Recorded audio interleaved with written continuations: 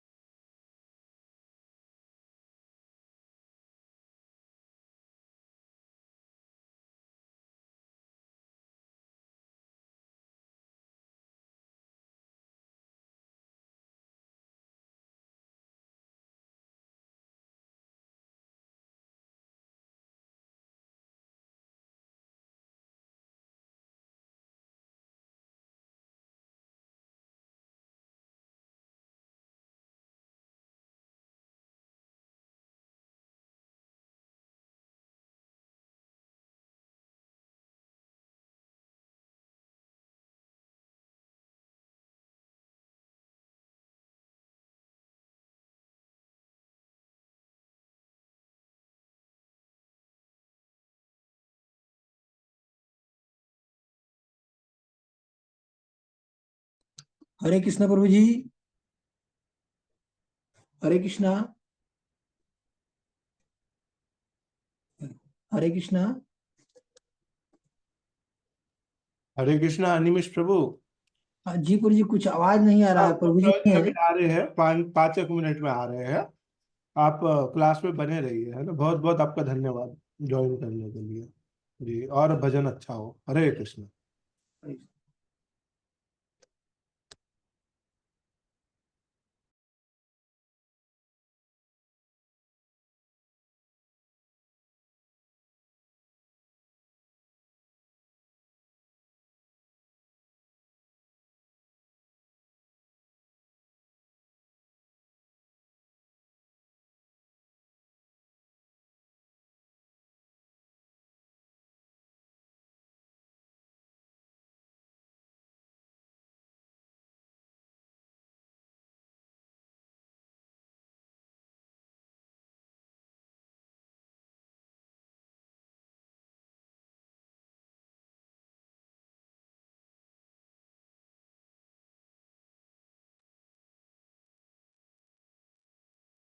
ॐ अज्ञानान्तिमिरान्धस्य ज्ञानाञ्जनशलाकया चक्षुरुन्मीलितं येन तस्मै श्रीगुरवे नमः।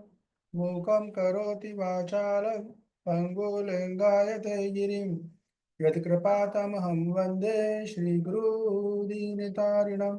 वाञ्छाकल्पतरुभ्यश्च कृपा सिन्धुभ्येव च पतितानां पावनेभ्यो वैष्णवेभ्यो नमो नमः। जय श्री कृष्ण चैतन्य प्रभु नित्यानंद श्री अद्वैत गदाधर शिवासादि गौर भक्तवृंद। हरे कृष्णा कृष्ण कृष्णा हरे हरे, हरे राम राम राम हरे हरे। हरे कृष्णा। तो स्वागत है आप सभी लोगों का। हम लोग चर्चा कर रहे हैं भगवत गीता अध्याय 18, शीर्षक उपसंहार, संन्यास की सिद्धि। तो कल हमने काफी कुछ चर्चा करी थी कि किस प्रकार जो है भगवान श्री कृष्ण ने अर्जुन को युद्ध करने के लिए 3 तरह की प्रेरणा दी। और वो 3 तरह की प्रेरणा कौन योगा लीडर से, कौन सी योगा से थी। फिर हमने ये भी चर्चा करी कि और भी 2 योगास थे। भगवान ने जो योगा है, योगा लीडर में 2 योगा है, उनकी प्रेरणा भगवान ने अर्जुन को नहीं दी। क्यों नहीं दी, अभी चर्चा करी। फिर हमने ये भी चर्चा करी कि भगवान ने अष्टांग योग और ज्ञान योग क्यों बोला जब अर्जुन को प्रेरणा नहीं दी। तो इस समय कल काफी कुछ चर्चा कर लिया। तो उसमें से कल थोड़ा सा कोई शुरुआत में बोलना चाहेगा कल की चर्चा के बारे में? श्री हरि प्रभु। हाँ, कल हरे की। कृष्ण प्रभु जी। हम्म। आप त्रिप्रेरणा के बारे में प्रभु जी, पहले हो तो उसका सकाम कर्म, हाँ। जैसा कि अतो व प्राप्त स्वर्ग जित्वा भोक्ष्यसे में, हम्म। जैसा युद्ध में जीत जाएगा तो राज्य मिलेगा, और मर जाएगा तो स्वर्ग भोग प्राप्त करने के लिए स्वर्गलोक जाएगा। हाँ हाँ। ऐसा, और उसके बाद निष्काम कर्म बोलिए, कर्मण्येवाधिकार फल कदाचित। और लास्ट में मनमना मव बद भक्ति योग के बारे में बोला, तो निष्काम जो कर्म कुछ योग, करेगा। एक एक करके पहले निष्काम कर्म योग जो था वो मध्यम स्तर की प्रेरणा थी, बराबर है। हाँ प्रभु जी। तो उसमें क्या सिद्धांत है, निष्काम कर्म योग का क्या सिद्धांत है, या निष्काम कर्म योग हम किसको बोलते हैं? जैसा आपने बोला वो कर्मण्येव अधिकार अस्ते, कर्म करो, आपका ये अधिकार है कर्म करने का, और फल भगवान को अर्पित करना। ओके। तो भगवान ने क्या अर्जुन को प्रेरणा दी युद्ध से संबंधित? इसके आधार पर अगर देखें तो भगवान अर्जुन को क्या बोले? निष्काम कर्म में। हाँ। तो युद्ध से क्या बोले कि तुम युद्ध करो या नहीं करो, करो तो कैसे करो, ये पूछ रहा हूँ मैं। युद्ध करने के लिए बोल, तस्मात् सर्वेषु कालेषु। युद्ध करो, लेकिन फिर प्रेरणा क्या दी, किस आधार पे करो? निष्काम पर मुक्ता बराबर बोले, सही बोले। तो युद्ध करो, तो फिर क्या बोले, फल की आशा करो कि युद्ध करो, या फल की आशा नहीं करके युद्ध करो? फल की आशा नहीं करके युद्ध करने का बोल। हाँ। ये निष्काम कर्मयोग में, निष्काम कर्मयोग जो है उसके आधार पर भगवान ने अर्जुन को ये बोला कि अर्जुन युद्ध तो तुम करना ही पड़ेगा, तुम करो, बस हार जीत की चिंता मत करो, फल की आशा मत करो। हाँ। फिर इसके बाद उसके और भी बाद प्रेरणा मन मना भव बद भक्त, जो कुछ करे मैं मेरे लिए करो। ओके। ऐसा भक्तियों के बारे में, हाँ, डिवोशनल सर्विस। बराबर है। जो भी कुछ तुम करो, ये कर्म फल भी छोड़ दो तुम। हाँ। पहले तो बोला कि तुम्हें फल मिलेगा, पहले फल दिखाया कि युद्ध करो।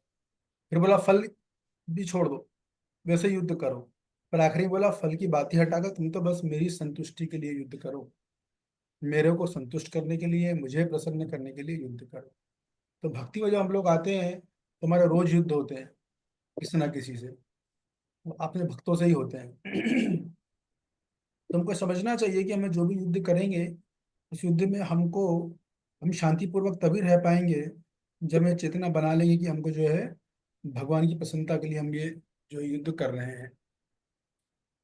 जब युद्ध मतलब एक्चुअली युद्ध अपने अनर्थों से ही हो रहा है। हमारे खुद की जो मनः स्थिति है, कल मैं चर्चा करी थी ना मन के ऊपर, हमारी जो मनः स्थिति है, हम उससे युद्ध कर रहे हैं।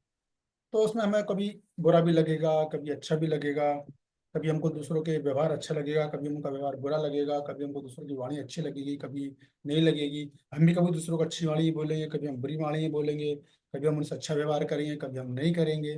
तो दूसरा व्यवहार, ऐसा व्यवहार जो करते हैं, तो हमको ये समझना चाहिए कि अगर मुझे भगवान को प्रसन्न करना है तो मुझे ये सब सहन करके चलना होगा। जैसे ही हम ये बात हटा देते हैं कि मैं भगवान को प्रसन्न करने के बाद जैसे हम भूलते हैं, वहीं से आदमी जो है असहनशील हो जाता है, वहीं से आदमी डिस्टर्ब होना चालू होता है। तो वो जो पॉइंट है, जैसे इसको बात को भुलाया कि मैं यहाँ पर क्यों आया हूँ, जैसे ये चीज़ भूल गए, तो फिर बहुत सारी परेशानी चालू होंगी। फिर वो लोग जो भगवान ने हमारे आसपास भेजे हैं हमारे शुद्धिकरण के लिए, हमको उनमें फिर दोष दिखाई देने लगेंगे, फिर उनकी निंदा करने लगेंगे हम, और फिर हम धीरे धीरे खुद भक्ति से अपराध करके बाहर हो जाएंगे। हमेशा ये ध्यान रखना चाहिए, मैं यहाँ पर भगवान को प्रसन्न करने के लिए हूँ, इसलिए जो तकलीफ आएगी, जो कष्ट आएगा, जितना मुझसे संभव होगा मैं सहन करूंगा। जब सहन करना ही है तो क्या ना अच्छे भाव से किया जाए, क्यों ना सकारात्मक भाव से किया जाए, ताकि भगवान को और अधिक प्रसन्न कर सकूं। तो भगवान का जो भक्त है वो एक्चुअली में केवल भगवान को प्रसन्न करने के लिए नहीं जीता है, बल्कि वो क्षण प्रति क्षण ये सोचता रहता है कि मैं ऐसा क्या करूं कि वे भगवान को और वही अधिक बात करना। और अधिक प्रसन्न कर सकूं। ये मूल मुद्दा रहता है। अगर हमारी ये चेतना आ रही तो समझ सकते हैं कि हम भक्ति में प्रगति कर रहे हैं। और हमारी ये चेतना नहीं आ रही है, समझना चाहिए हमारी भक्ति में कुछ जो है गंभीर समस्या आ रही है, और हमें तुरंत किसी योग्य भक्त से, जिनको शास्त्रों का पूर्ण ज्ञान हो, अच्छे समझावट हो, उनके पास जाकर शरण लेना चाहिए, उनसे मार्गदर्शन लेना चाहिए। तो भक्ति का कुल मतलब ही केवल यही है, भगवान की प्रसन्नता। और भगवान की प्रसन्नता का मतलब है हर वो चीज होगी जो मुझे प्रसन्न करेगी। ये समझ जाइए अच्छे से। फिर जब आगे के भक्ति में प्रगति करेंगे, तो जो चीज हमें अप्रसन्न कर रही है, फिर वही हमें प्रसन्न करने लगेंगी, या ये कहो हम कभी डिस्टर्ब नहीं होंगे, परेशान नहीं होंगे। तो हमने ये चर्चा कर ली थी पूरी। फिर इसके बाद हमने चर्चा करी थी कि किस प्रकार संन्यास और त्याग में अंतर होता है, उसकी चर्चा हमने करी थी कि संन्यास किसे बोलते हैं और त्याग किसे बोलते हैं। कौन बताना चाहेगा संन्यास और त्याग, जब कल मैंने बताया था तो ये आपको क्लियर होगा, तो फिर आपको सारे अध्याय आसान है, फिर आगे के श्लोक समझना आसान हो जाएंगे। यस विष्णु हरि प्रभु।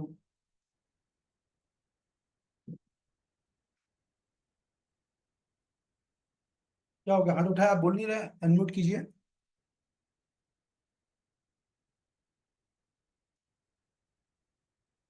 बोलिए विष्णु हरि प्रभु, बोल रहे हो आप क्या?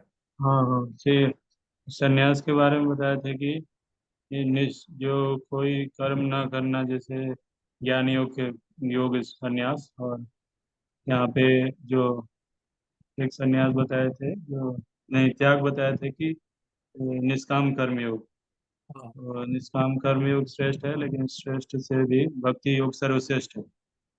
और इसमें जो ओके, संन्यास के बारे में। बस मिल गया मुझे उत्तर, डेट्स इट। यही समझना, संन्यास मतलब ज्ञान योग की बात हो रही है, और त्याग मतलब निष्काम कर्म योग की बात हो रही है। तो कल का श्लोक हमने पूरा कर लिया, पूरे हमने तात्पर्य का बारीकी से एक एक लाइन पढ़कर मैंने आपको बताया था कि कैसे हम तात्पर्य को समझते हैं, कैसे तात्पर्य में से मुद्दा उठाते हैं, कैसे प्रभुपाद जी की बातों को हम समझते हैं। तो कल मैंने आपको पूरा उसका लाइव डिमॉन्स्ट्रेशन दे दिया था, ठीक है ना। तो मैं ज्यादा नहीं बोलूंगा उस विषय में। हम जो श्लोक क्रमांक 2 से चालू करेंगे, और क्लास शायद आज छोटी ही होगी, ज़्यादा लंबी क्लास नहीं लूंगा आज मैं, क्योंकि मेरे को थोड़ा स्वास्थ्य ठीक नहीं है। तो देखते पूरा हैं, कंप्लीट कंप्लीट नहीं हुआ था प्रभु जी श्लोक का तात्पर्य? वो कंप्लीट हो गया था, वो जितना था वो बता दिया था। पर आप बीच इसी में मुझे में। बोलना मत अभी। विष्णु घर मैं आपको खासतौर से निवेदन कर रहा, आप बीच में बिल्कुल मुझे मत टोकना। आपको जो बोलना आप लिख के रखो, मैं समय दूंगा, उस टाइम पूछिएगा, ठीक है? बिल्कुल। श्री भगवान उवाच कामनं कर्मणां न्यासं संन्यासं कवयो विदु सर्व कर्म फलं त्यागं प्राहुस्त्यागं विचक्षणा। श्री श्री हरि प्रभु पढ़ोगे आप अनुवाद? हाँ, यस प्रभु।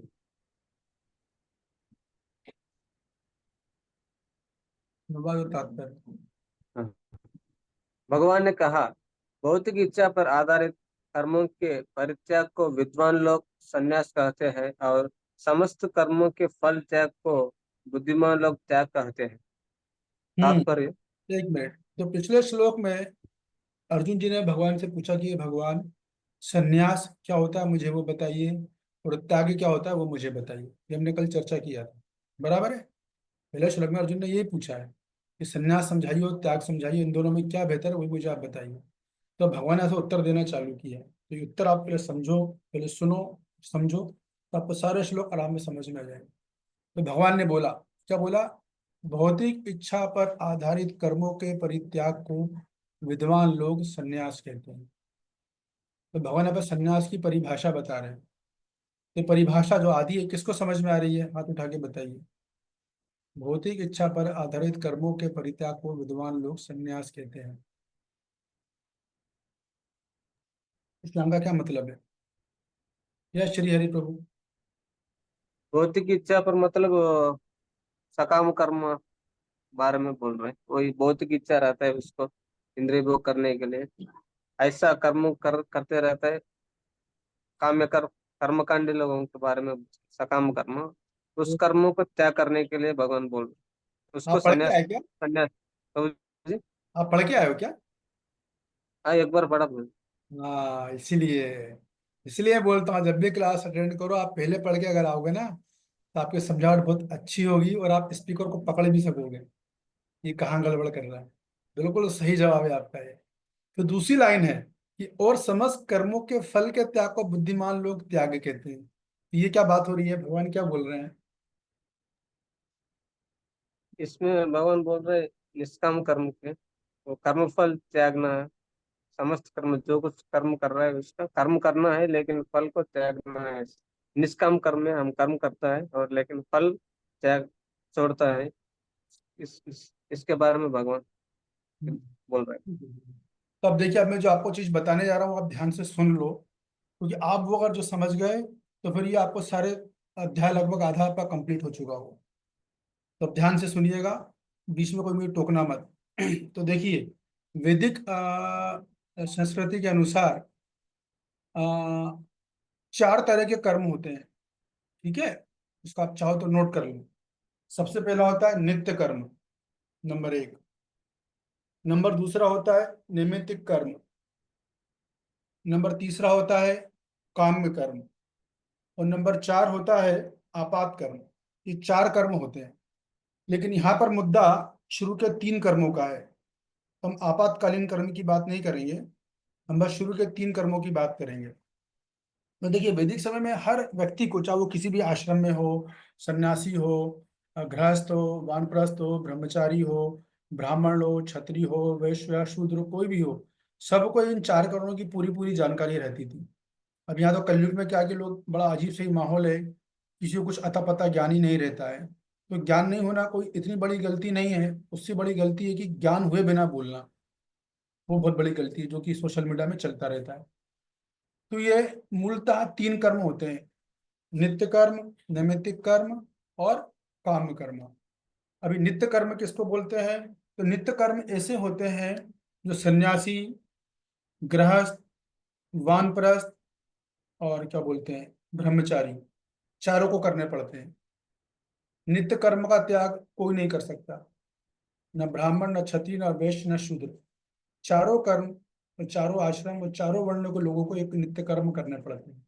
उदाहरण के लिए स्नान करना नित्य कर्म है, गायत्री करना, संध्या वंदन करना, पूजा अर्चना करना, या कोई साधना है वो करना, या उदर पोषण के लिए कार्य करना। तो इस तरह के कार्य, इनको बोलते हैं नित्य कर्म। मतलब नित्य करना है, आपको करना ही है वो हर हाल में। तो दूसरा कर्म होता है नैमित्तिक कर्म। तो नैमित्तिक कर्म वो होते हैं जो कि वैदिक प्रणाली के जो अनुयायी होते हैं वो रोज नहीं करते, लेकिन कभी कभी करते हैं उत्सवों पर। जो जिस आश्रम में होता है, उस आश्रम में जब कभी उत्सव होता है, कोई सी स्थिति आती है, तब वो कर्म किए जाते हैं। विशेष रूप से गृहस्थ आश्रम के जो अनुयायी होते हैं उनकी बात होती है यहाँ पर। तो निमित्त कर्म कौन कौन से होते हैं? जैसे कि गर्भाधान संस्कार गृहस्थ आश्रम के लोग करते हैं, या फिर जात कर्म संस्कार होता है, या फिर क्या बोलते हैं अन्य प्राच संस्कार, फिर नामकरण संस्कार होता है, फिर विवाह संस्कार है, तो श्राद्ध संस्कार है, मृत्यु संस्कार इत्यादि, ये या क्या बोलते हैं उसको, नामकरण संस्कार है। इस तरह का संस्कार रोज नहीं करने, कभी कभी होते हैं। इस तरह के संस्कार जो है वो कहलाते हैं नैमित्तिक कर्म, अर्थात जो नित्य नहीं करने पड़ते हैं, जो कभी कभी प्रासंगिक होते हैं, कभी कभी उत्सवों पर करने पड़ते हैं, त्योहारों पर करने पड़ते हैं, सुख के समय में करने पड़ते हैं, दुख के समय में करने पड़ते हैं, तो इनको बोलते हैं हम नैमित्तिक कर्म। ये नित्य कर्म नहीं, रोज ही नहीं करने पड़ते। फिर तीसरा होता है काम्य कर्मा, ये समझना बहुत जरूरी है। तो काम्य कर्मा वो कर्मा होता है कि जो अ, अनुयायी लोग अपनी कामना की पूर्ति के लिए करते हैं। जैसे कि वैदिक समय किसी को अपने कामना की पूर्ति करनी है, तो वो क्या करेगा, यज्ञ करेगा। तो यज्ञ के माध्यम से उसको कामना है पुत्र प्राप्ति की, तो वो करेगा। या अपना क्या बोलते हैं स्त्री की प्राप्ति चाहिए उसको, तो यज्ञ करेगा। या उसे कोई आर्थिक धन चाहिए, तो उसका वो यज्ञ करेगा। तो वैदिक समय में जितनी भी कामनाएं होती हैं, सबके अलग अलग यज्ञ की विधि बताई प्रस्तावित है, तो उनको बोलते हैं काम्य कर्म। ठीक है। तो चौथा आपातकालीन कर्म, जो कर्म संकट काल में किए जाते हैं, तो उसको चर्चा मैं भी नहीं करूंगा चौथे वाले की, मैं बाकी तीन की कर रहा हूँ। ये होगा नित्य कर्म, नैमित्तिक कर्म और काम कर्म। तो अभी हम महत्वपूर्ण समझने वाली बात यह है कि जो संन्यास आश्रम में होते हैं, वो उनको काम कर्म का त्याग करना पड़ता है। वो नित्य कर्म कर सकते हैं और नैमित्तिक कर्म कर सकते हैं, लेकिन सन्यासी कभी काम कर्म नहीं करता है। वो काम कर्म, सन्यास बनते ही उसको काम कर्मों का त्याग करना पड़ता है, क्योंकि वैसे भी काम करना सन्यासी के लिए सूटेबल नहीं है। वो थोड़ी ना सुंदर पत्नी बच्चों इत्यादि की इच्छा करेगा, वो तो सन्यास ले चुका है। तो सन्यासी कभी काम कर्म नहीं करता है। यदि वो काम कर्म कर रहा है तो फिर तो वो उसके आश्रम के विरोधाभास हो गया, विरुद्ध में चला गया है। तो सन्यास आश्रम का मतलब, सीधी सी बात यह है, जो अर्जुन पूछ रहा है सन्यास और त्याग में क्या अंतर है, तो अब ध्यान से सुनिए श्री हरि प्रभु। सन्यास का मतलब है ये काम कर्म का त्याग कर देना। सन्यास का अर्थ है काम कर्म का त्याग कर देना। ये जो है सन्यास कर्म की परिभाषा है। अब मैं आपको त्याग के बारे में बताता हूँ, बस ये आप समझ लो, दो चीजें मैं बता रहा हूँ, इसके बाद आप सब कुछ खुद समझ जाओगे, फिर मुझे कुछ बोलना नहीं पड़ेगा। इसका तात्पर्य पढ़ते जाओगे और समझते जाओगे। तो श्री हरि प्रभु, सन्यास क्लियर हो गया? सन्यास का मतलब यस क्या है? यस प्रभु जी, हो गया ना क्लियर? ठीक है। क्लियर। तो कुछ डाउट है सन्यास के बारे में? सन्यास क्लियर हो गया? अभी पूछ लीजिए। अगर सन्यास के बारे में जो मैंने बताया समझ में नहीं आया कि सन्यास किस चीज का लेना है, तो समझ में आ गया या नहीं आया? नहीं आया तो पूछिए, नहीं तो मैं समझूंगा कि समझ में आ गया। प्रभु एक बार थोड़ा सा और एक बार। हाँ, सन्यास का मतलब बस ये है कि वो काम कर्मों का त्याग करेगा। तो मैं चर्चा करी कि तीन तरह के कर्म होते हैं, नित्य कर्म, नैमित्तिक कर्म और काम्य कर्म। तो अगर कोई सन्यासी है तो वो नित्य कर्म भी करेगा, वो तो रोज ही करना है, नित्य कर्म सबको करना है। और नैमित्तिक कर्म है सन्यास, वो भी करेगा। लेकिन सन्यासी काम्य कर्म नहीं कर सकता, काम्य कर्म का उसको त्याग करना पड़ेगा, तो इसको बोलते हैं सन्यास। ठीक है। और मूलतः, अभी आप धीरे धीरे और सुनोगे तो समझ में आ जाएगा। अब मूलतः ये काम कर्म का त्याग जो है वो मूलतः ज्ञान सन्यासी और अष्टांग योग के सन्यासी करते हैं। जब आप ज्ञान योग में सन्यासी बनोगे तो आपको काम कर्म तुरंत त्याग करना पड़ेगा, क्योंकि आप खुद ही कर दोगे, आपका हृदय शुद्ध हो चुका है, आपके मन में कोई भोग की इच्छा ही नहीं है, जिसे हमने चर्चा कर दी जब योगा लीडर पढ़ा रहे थे तब। तो सन्यास मतलब काम कर्म का त्याग, मतलब कोई भौतिक इच्छा नहीं रखनी है आपको यज्ञ नहीं कर सकते आप भौतिक इच्छा के लिए। बराबर है? अब त्याग समझिए, त्याग किसको बोलते हैं? तो त्याग का मतलब है, एक मिनट में श्लोक पे जाता हूँ। हाँ, त्याग का मतलब है, देखो श्लोक अगर आप देखोगे ना, श्लोक की पहली लाइन है काम्यान कर्मणा न्यासम। काम कर्म का आपने न्यास कर दिया, न्यास है ना त्याग, तो आप सन्यासी हो। काम्यम कर्मणाम न्यासम संन्यासम। श्लोक देखो आप। तो सन्यासी जो होता है वो काम कर्म का त्याग कर देता है।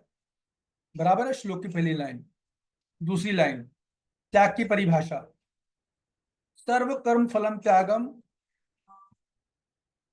प्राहुस त्यागम। कि त्याग का मतलब है कि आपको सब कर्म के फलों का त्याग करना है, यानी कर्म का त्याग नहीं करना है। महत्वपूर्ण बात, आपको कर्म का त्याग नहीं करोगे आप। कर्म आप करोगे, लेकिन आप कर्म के फल का त्याग करोगे। और वहां पर सन्यासी में क्या हो रहा है कि आप कर्म का ही त्याग कर रहे हो। कौन से कर्म का? काम कर्म का। काम में कर्म का त्याग कर रहे हो तो आप सन्यासी हो। और अगर आप सन्यासी नहीं हो तो आप जो भी कर्म सारे करोगे, आप जिस जो व्यक्ति है वो तीनों कर्म करेगा। वो नित्य कर्म भी करेगा, नैमित्तिक कर्म भी करेगा और काम कर्म भी करेगा, लेकिन जो फल आएगा फल का वो त्याग कर देगा। फल वो अपने पास नहीं रखेगा। आएगा समझ में? तो सन्यास मतलब काम कर्म का त्याग, और त्याग का मतलब है सब कर्म के फलों का त्याग करना। अभी मेरा आपसे प्रश्न ये है, अगर आप ये समझ गए इस बात को तो आप लोग हाथ उठा के बताइएगा। आपके बॉक्स में ऑप्शन है राइट साइड में, हैंड, अपर हैंड का। क्या आप लोगों को क्या लगता है भगवान अर्जुन को क्या सलाह देने वाले हैं? उसको संन्यास का बोलने वाले हैं या त्याग का बोलने वाले हैं? क्या भगवान क्या सलाह देंगे कि अर्जुन तुम क्या करो? या सनेमिश प्रभु? त्याग कपूर जी। हाँ, क्यों? कैसे? उत्तर तो सही, एक्सप्लेन कीजिए उसको। उत्तर बराबर है। अर्जुन भगवान को अर्जुन त्याग का ही बोलेंगे, लेकिन कि कैसे? आप युद्ध करो। हाँ जीत और हार आपके हाथ में नहीं है। हाँ, समझ गए आप बात को कि आप युद्ध करो, युद्ध के फल आपके हाथ में नहीं है, फल पे आपका अधिकार नहीं है। कर्मण्डे वाधिकारस्ते माँ फलेषु कदाचन, फल में तुम्हारा अधिकार नहीं है। उसी बात का दोबारा बोला जा रहा है। ये भगवदगीता का खेल। एक ही चीज को बार बार भगवान अलग अलग तरीके से बोलते हैं, क्योंकि ये सुनने वाले हम 8 12 15 लोग ही नहीं है। बहुत से दुनिया के अनेक लोगों में गीता को पढ़ा जा रहा है। लोग के समझावट के समझने के अलग अलग एंगल हैं। भगवान सारे एंगल को कवर करके बोलते हैं ताकि हर व्यक्ति समझ जाए कि मैं कहना क्या चाह रहा हूँ। तो आपका उत्तर बिल्कुल सही है कि भगवान जो है अर्जुन को यही बोलेंगे कि तुम संन्यास लेना दो अर्जुन। तुम तो कर्म के फल का त्याग करो। मतलब वो गए क्या, क्या नाम था, कल एक प्रभु जी और थे ना, श्री हरि नाम से प्रभु थे, वो आए क्या आज? आज नहीं आए वो? अच्छा अच्छा।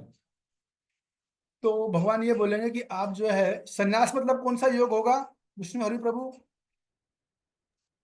ज्ञान योग प्रभु। हाँ, तो भगवान अर्जुन को कौन सा योग करने को बोल रहे हैं?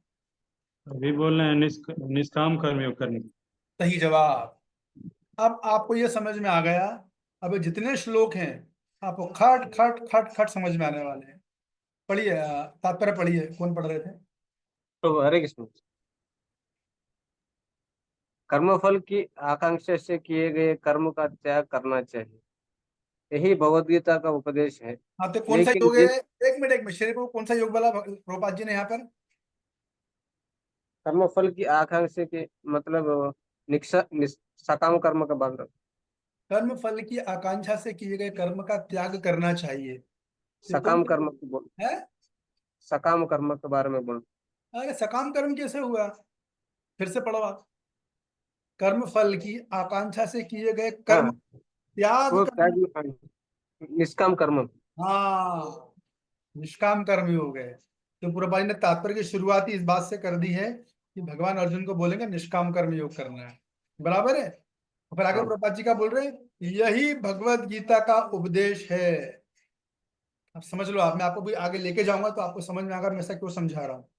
कि प्रभुपाद जी आज बोल रहे हैं कि आप कर्म करो मगर फल की आशा मत करो। यह भगवत गीता का उपदेश है। और भक्ति में किस भक्त ने कितनी प्रगति करी है उसका पता इस बात से चलेगा, ना कि जिस तरीके से हम सोचते हैं। तो भगवान प्रभुपाद जी ने खुद ये बात बोल दी कि भगवान अर्जुन को निष्काम कर्म योग बोलेंगे और यही बेहतर है। बराबर है। आगे की लाइन पढ़िए। लेकिन जिन कर्मों से उच्च आध्यात्मिक ज्ञान प्राप्त हो उनका परित्याग नहीं करना चाहिए। हाँ, रुक जाइए। फिर प्रभुपाद जी क्या बोल रहे हैं कि देखो, भगवान ने तो बोला कि भैया कर्म फलों का त्याग करो, लेकिन वे कर्म जिनसे हमें आध्यात्मिक आध्यात्मिक ज्ञान प्राप्त होता है उनका हमें परित्याग नहीं करना चाहिए। तो कौन से कर्म हो सकते हैं, कौन बता सकता है?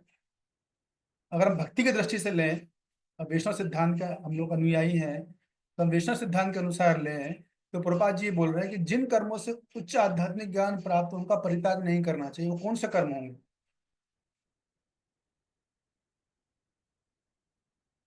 यस, विष्णु हरि प्रभु। तो जी इसमें भक्ति योग कर्म होगा, क्योंकि आध्यात्मिक ज्ञान प्राप्त हो रहा है जिससे कि भक्ति में उन्नति हो सकता है। हाँ, उत्तर तो सही है, लेकिन ज्ञान, आध्यात्मिक ज्ञान तो ज्ञान योगी को भी प्राप्त होता है, बराबर है? हाँ हाँ, आध्यात्मिक।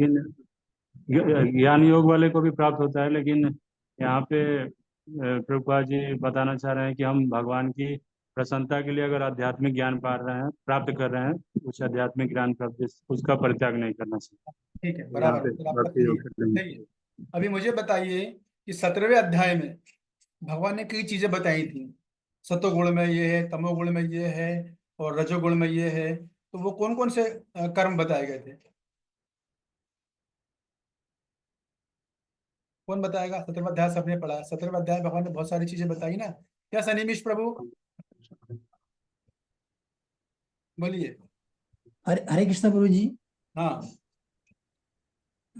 ये भगवान ने श्रद्धा जो बताई थी ना, कई तरह की श्रद्धा बताई थी। वो किस किस कर्म में बताई थी? ये विकर्मी का बताए थे, जो आश्री लोग हैं। नहीं नहीं, मेरा प्रश्न ये है कि 17वें अध्याय में जब अपन ने पढ़ा, अपनी चर्चा करी, तो उसमें भगवान ने श्रद्धा के अनुसार कई तरह के कर्म बताए थे ना। 5 चीजें थी, मैंने बताया था आपको, 5 चीजें थी,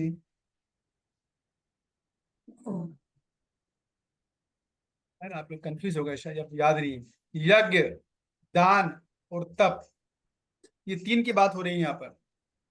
कि व्यक्ति, अभी आगे श्लोक में क्लियर हो जाएगा, आप पढ़ोगे, प्रभुपाद जी बोलेंगे कि व्यक्ति को कभी भी यज्ञ, दान और तप का त्याग नहीं करना चाहिए, क्योंकि कब, यदि उनसे आध्यात्मिक ज्ञान प्राप्त होता है तो उनका त्याग नहीं करना चाहिए। ये आगे के श्लोक में भी क्लियर होगा। पढ़िए, आगे पढ़िए। अगले श्लोकों से स्पष्ट हो जाएगा। हाँ, भाई, प्रभुपाद जी खुद हाँ। बोल रहे हैं, अगले श्लोकों से स्पष्ट हो जाएगा, बोला प्रभुपाद जी ने। देखो, मैं पढ़ा भी नहीं था, तो अब आपको ये सब समझ में आ जाएगा, बस सुनते रहना। हाँ, आगे चलिए। वैदिक साहित्य में किसी विशेष उद्देश्य से यज्ञ संपन्न करने की अनेक विधियों का उल्लेख है। कुछ यज्ञ ऐसे हैं जो अच्छी संतान प्राप्त करने के लिए या स्वर्ग की प्राप्ति के लिए किए जाते हैं, लेकिन जो यज्ञ इच्छाओं के वशीभूत हो उनके बंद करना चाहिए। हाँ, रुक जाइए। ये प्रभुपाद जी यहाँ बोल रहे हैं कि किसी वैदिक साहित्य में किसी विशेष उद्देश्य से यज्ञ संपन्न करने के अनेक विधियों का उल्लेख है। कुछ यज्ञ ऐसे हैं जो अच्छी संतान प्राप्त करने के लिए स्वर्ग की प्राप्ति के लिए किए जाते हैं। तो ये कौन से कर्म में आएगा? कौन बताएगा? हाथ उठा के बताइए, ये कौन सा कर्म आएगा? अब ये 3 कर्म जो मैंने बताया ना आप लोगों को, और हिंट दे रहा हूँ, तो उसमें ये कौन से कर्म में आने वाला है? या सनिमिष प्रभु बताइए। सकाम कर्म प्रभु जी। सकाम कर्म, ओके। हाँ, बराबर उत्तर से। लेकिन मैंने क्या नाम बताया था? मैंने 3 तरह के कर्म बताए थे ना अभी। कौन कौन से बताए थे? ये यस, प्रकाश प्रभु। अभी ये जो आपने जो बोला, प्रश्न पूछा, उसमें नित्य कर्म आएगा वो। नहीं, हमने 3 से कौन कर्मों की चर्चा कर दी, पहले तीनों के नाम बताइए।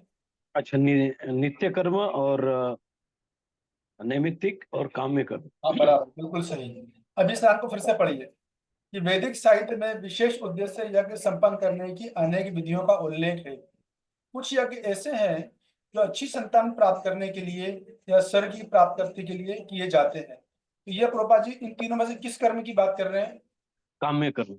हाँ, एग्जैक्टली, आया समझ में? ये बोल रहा था। तो मैंने आपसे क्या बोला कि अगर संन्यास में आपको काम कर्म का त्याग करना चाहिए, बोला कि नहीं बोला? वही बात प्रभुपाद जी यहाँ बोल रहे हैं। ठीक है, अब आगे पढ़िए। परंतु आध्यात्मिक ज्ञान में उन्नति या हृदय की शुद्धि के लिए किए जाने वाले यज्ञों का परित्याग करना उचित नहीं है। हाँ, अब ये प्रभुपाद जी ने अपना आउटलुक दिया है, ये प्रभुपाद जी की व्यक्तिगत टीका है। भगवान ने ऐसे श्लोक में नहीं बोला। ये प्रभुपाद जी बहुत महान कृपालु आचार्य हैं, उनकी अद्भुत विशेषता है। वो कलयुग के जीवों के हिसाब से ऐसी चीजें देते हैं जो कि उनके लिए जिनको वो कर सके, उनके लिए रिलेटेबल हो।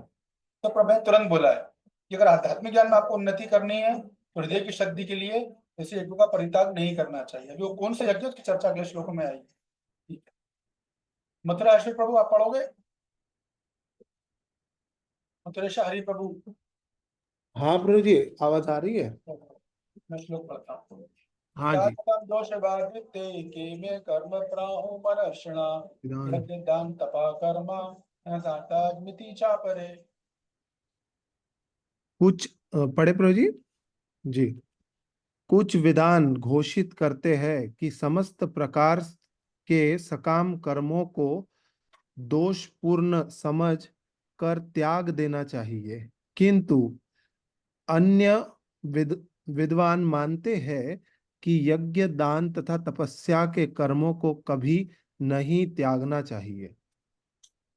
हाँ यस, तो देखिए अभी यहाँ पर भगवान ने ऐसा बताया, कुछ ऐसे विद्वान लोग हैं जो बोलते हैं कि समस्त प्रकार के सकाम कर्मों को त्याग दो। ऐसे विद्वान हैं जिस बात को बोल रहे हैं कि जितने सकाम कर्म होते हैं उनको त्याग दो। तो भगवान किस योगी की बात कर रहे हैं, कौन बता सकता है? हालांकि मैंने उत्तर दे दिया पहले ही। भगवान ये बोल रहे हैं कुछ ऐसे भी योगी हैं जो ये बोलते हैं कि सकाम कर्म का त्याग कर दो, काम कर्म का त्याग कर दो, क्योंकि उसमें दोष है। उसमें दोष ये है कि आप कर्म बंधन में बंध जाओगे। तो वो कौन से योगी होते हैं जो ऐसा बोलते हैं? विष्णु हरि प्रभु बोलिए, ये ज्ञान योग है। कौन से? ज्ञान योग। हाँ बिल्कुल सही। जो ज्ञानी लोग होते हैं वो ये बोलते हैं कि सकाम कर्म का त्याग कर दो आप।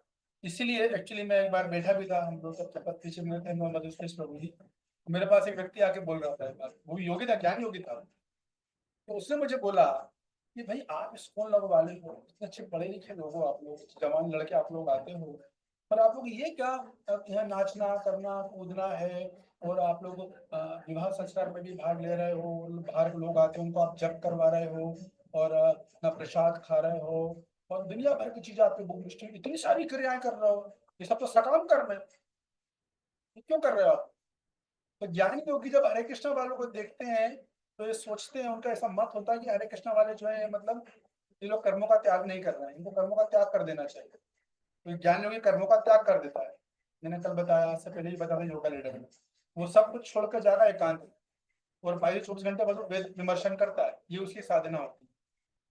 तो वो लोग इस चीज को नहीं समझ पाते, वो बोलते हैं कि अरे ये लोग इतनी सारी, अब इस काल में तो प्रभुपाद जी ने हमको और सीमित सेवाएं दी होंगी, क्या सेवा करनी है आपको? नाम जप कराना, नाम जप कराइए। आपको माला जपवानी, माला जपाइए। आपको पुजारी सेवा करनी है, पुजारी सेवा कीजिए। आपको कुछ सेवा में काम करना है, वो कीजिए। दान के लिए पैसे लेकर आना, मंदिर की अनंत सेवाएं हैं। तो वो लोग क्या बोलते हैं कि इन लोगों को संन्यास लेना चाहिए, ये लोग क्यों कर रहे हैं इतनी सेवाएं? ये लोग कभी मुक्त नहीं हो पाएंगे। ये मैं आपको क्यों बता रहा हूँ कि अगर हमको अच्छे से गीता को समझना है तो हमें दूसरे योगियों का भी मत पता होना चाहिए। नहीं तो हम वो कभी टकरा गए हमसे तो उनके सामने हम हमारी कोई इज्जत नहीं रह जाएगी। तो उनका यही मानना होता है इन लोगों को संन्यास लेना चाहिए। लोग संन्यास क्यों नहीं ले रहे हैं? उनको ये नहीं पता होता कौन के लोग सिद्धांत, जो प्रभुपाद जी ने सिद्धांत बताया है, वो कौन सा सिद्धांत बताया है? हमारा सिद्धांत, हमारा आचार्य ने कौन सा सिद्धांत बताया है? वो तो बोलते वैराग्य ले लो, वैराग्य लो। इस काल के लोगों को वैराग्य लेना चाहिए, लोगों को कुछ नहीं होगा, तो दुनिया भर की एक्टिविटी में लगे होंगे। लेकिन हमारे आचार्यों ने कौन सा सिद्धांत बताया है? युक्त वैराग। मतलब कि हम लोग सारी चीजें ग्रहण करते हैं जो कुछ हमें मिलती है भक्ति के दौरान। जो कुछ हमें भगवान देंगे वो सब ग्रहण करते हैं, पद लेंगे, पोजीशन लेंगे, धन लेंगे, जो कुछ हमें चाहिए वो सब लेते हैं, और फिर भी हम वैरागी कहलाते हैं। क्यों?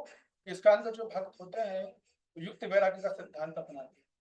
कर्म करेंगे तो भक्ति में जो कुछ आता है हमको वो सब कुछ भगवान की सेवा में लगा दिया जाता है। अपनी सेवा में लगाया तब तो भोग हो जाएगा, फिर तो वो भोग में आ गया। लेकिन हमें जो सिद्धांत सिखाया गया वो ये सिखाया गया है कि हम तीनों कर्म, अगर वैदिक कर्म भी हम ले लें, नित्य कर्म, नैतिक कर्म और काम कर्म भी अगर हम ले लेते हैं, तो हमारे आदरणीय भक्त वो गृहस्थ आश्रम में अगर जाते भी हैं तो जो भी पत्नी को ग्रहण कर रहे हैं, बच्चों को ग्रहण कर रहे हैं, या गृहस्थ आश्रम में जो सांसारिक ऐश्वर्य ले रहे हैं, तो वो सब भी जो है किसकी सेवा में, उनको भगवान की सेवा में लगाया जाए, तो फिर वो उससे वो कर्म बंधन में नहीं बंध रहे। ये बहुत हायर सिद्धांत है जो हमारे संप्रदाय में, इसलिए इसको बोलते हैं युक्त वैराग्य। हाँ, ये बात सही है, जब युक्त वैराग्य का पालन करते हैं तो हमको अच्छे शास्त्र की समझावट, गहरी पकड़ होनी चाहिए, और हमारे पास शास्त्रिक विद्वान होने चाहिए, उनका हमारे पास मार्गदर्शन। नहीं तो युक्त वैराग्य पे चलना तलवार की धार पे चलने के समान, तो बड़ी सूक्ष्म रेखा होती है, तो ये पता ही नहीं चल पाता है कि हम युक्त वैराग्य के लिए चले थे घर से, तो पता लगा हम भोग के रास्ते पर आ गए, तो हमारी जर्नी जो है पूरी गलत हो गई है। लेकिन अगर सिद्धांत की बात करें तो हमारा जो है, हम लोगों को, हम सब लेते हैं, रूप भी लेंगे, लक्ष्मी भी लेंगे, धन भी लेंगे, गाड़ी भी लेंगे, जो भगवान हमें दे रहे हैं सब एक अच्छा भक्त ग्रहण करता है और वो उसे भगवान की सेवा में लगा देता है, वो अपने लिए यूज नहीं करता। इसको बोलते हैं युक्त वैराग्य, अर्थात उन चीजों से आसक्त नहीं होता। और गाड़ी दे दी तो भगवान ने ले ली तो उससे कोई कंप्लेंट नहीं, वो कृष्ण आपने दी थी, आप ले गए, क्योंकि आसक्ति नहीं था। अगर आप ये देते तो भी मेरे लिए तो थी नहीं, हो वैसे ही भगवान की सेवा में लगाता है, कोई दिक्कत ही नहीं है। ये हमें इस स्तर पे आना चाहिए भक्ति शास्त्र कोर्स करने के बाद, इससे हमारी प्रगति पता चलती है कि हम जो चीजें सुविधाएं हमको मिलती हैं उनसे हम कितना निरासक्त होकर उन सुविधाओं को ले सकते हैं। निरासक्त होने का सीधा तरीका सबको भगवान की सेवा में, भगवान के भक्तों की सेवा में लगा दिया जाए, तो फिर हम सुरक्षित है, फिर हमें किसी तरह कोई भी खतरा नहीं, 0% खतरा है। तो ये जो व्यक्तिगत मामला होता है, हर व्यक्ति को खुद ही अपना आकलन करना चाहिए, ये बात है। तो ज्ञानी योगी की जो बात ये गलत है, गलत मतलब वो समझ नहीं पाते इसको, उसको फिर हमें समझाने में समय लगता है, क्योंकि वो तरह तरह के तर्क देंगे, ऐसा होता है। क्योंकि यहाँ पर जो बात की जा रही है, कुछ भगवान बोल रहे हैं, कुछ विद्वान घोषित करते हैं कि समस्त प्रकार के सकाम कर्मों का त्याग कर देना चाहिए। तो ये किनकी बात हो रही है? ये ज्ञान योगी की या सांख्य योगी की बात हो रही है। वो ये बोलते हैं कोई भी काम कर्म मत करो, ऐसा रहता है उनका। तो उस योगी ने जब मेरे को बोला मेरे पास आकर कि आप लोग इतने सारे कर्म करते हैं, तो फिर मैंने उसको पूछा था, फिर आपको भोजन भी नहीं करना चाहिए, वो भी तो कर्म है। तो वो कोई जवाब मिल नहीं नहीं नहीं, वो तो भाई शरीर के लिए तुम्हें करना पड़ेगा। मैंने कहा ऐसा ऐसा कैसे? जब आप बोल रहे हो कुछ कर्म नहीं करना, फिर भोजन भी मत करो, फिर तो सो भी मत। ठीक है, माना आप कम सोते हैं, पर तो सोना भी नहीं चाहिए। तो उसका पास कोई आंसर नहीं था। हाँ, तो कहने का मतलब ये है कि आप समझिए, ज्ञान योगी हमेशा ये बोलेंगे हरे कृष्ण वालों को देख के, ये लोग तो भोगी हैं, ये योगी नहीं है। योगी ये कपड़े पहने हैं, ये लोग गाड़ी यूज करते हैं, ये लोग मोबाइल यूज करते हैं, ये लोग लैपटॉप यूज करते हैं, दुनिया भर के से पद, पोजीशन, फॉलोअर, सुंदर सब लेते हैं, क्योंकि उनको युक्त वैराग सिद्धांत में रूप गोस्वामी ने दिया, उसको ज्ञानी नहीं है। तो एक भक्त सब ग्रहण कर सकता है, लेकिन अच्छे शास्त्र को पढ़ के और योग कालीभट भक्त के मार्गदर्शन में, नहीं तो तलवार की धार को चलने के समान। और दूसरी बात यह है कि पहली लाइन जो हो गई वो है ज्ञान योगियों की। तो दूसरी बात भगवान बोल रहे हैं, किंतु अन्य विद्वान मानते हैं कि यज्ञ, दान तथा तपस्या के कर्मों को कभी नहीं त्यागना चाहिए। ये किसकी बात हो रही है? प्रभुपाद जी, भगवान किसके बारे में बोल रहे हैं?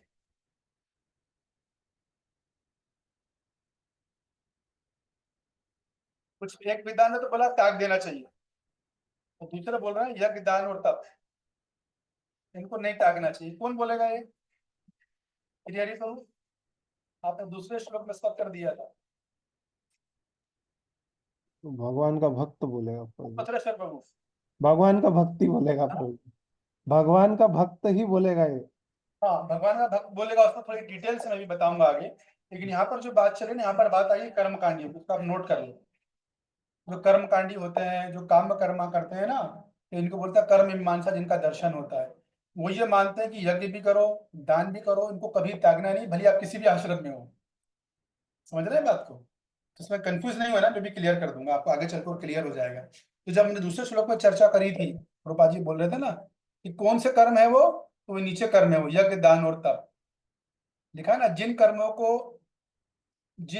को नहीं परित्याग करना चाहिए, और ये इस प्रभुपाद जाके बोल रहे हैं अगले श्लोकों से स्पष्ट हो जाएगा। तो अगले श्लोक में ये स्पष्ट किया है, कर्म यज्ञ दान और ये 3 कर्म हैं जिनको त्यागना नहीं चाहिए। इस बात को वो कर्मकांडी मानते हैं। मथुरा श्री प्रभु ने भी सही बोला कि भक्त लोग भी इसी बात को मानते हैं, लेकिन दोनों की आइडियोलॉजी में बहुत बड़ा अंतर है। कर्मकांडी जब इसको मानते हैं तो फल का वो भोग करते हैं, लेकिन भक्त ये 3 काम करके फल का भोग नहीं करता है। ये बहुत बड़ा अंतर है। सिद्धांता आया समझ में मथुरेश्वर प्रभु? जी प्रभु जी। आ गया ना? हाँ, अच्छा। अभी कैसे भी और बोलोगे आपको समझ में आएगा। पढ़िए, तात्पर्य पढ़िए। वैदिक साहित्य में ऐसे अनेक कर्म हैं जिनके विषय में मतभेद है। उदाहरणार्थ, यह कहा जाता है कि यज्ञ में पशु मारा जा सकता है, फिर भी कुछ का मत है कि पशु हत्या पूर्णतया निषेध है। यद्यपि वैदिक साहित्य में पशुवध की संस्तुति हुई है, लेकिन पशु को मारा गया नहीं माना जाता है।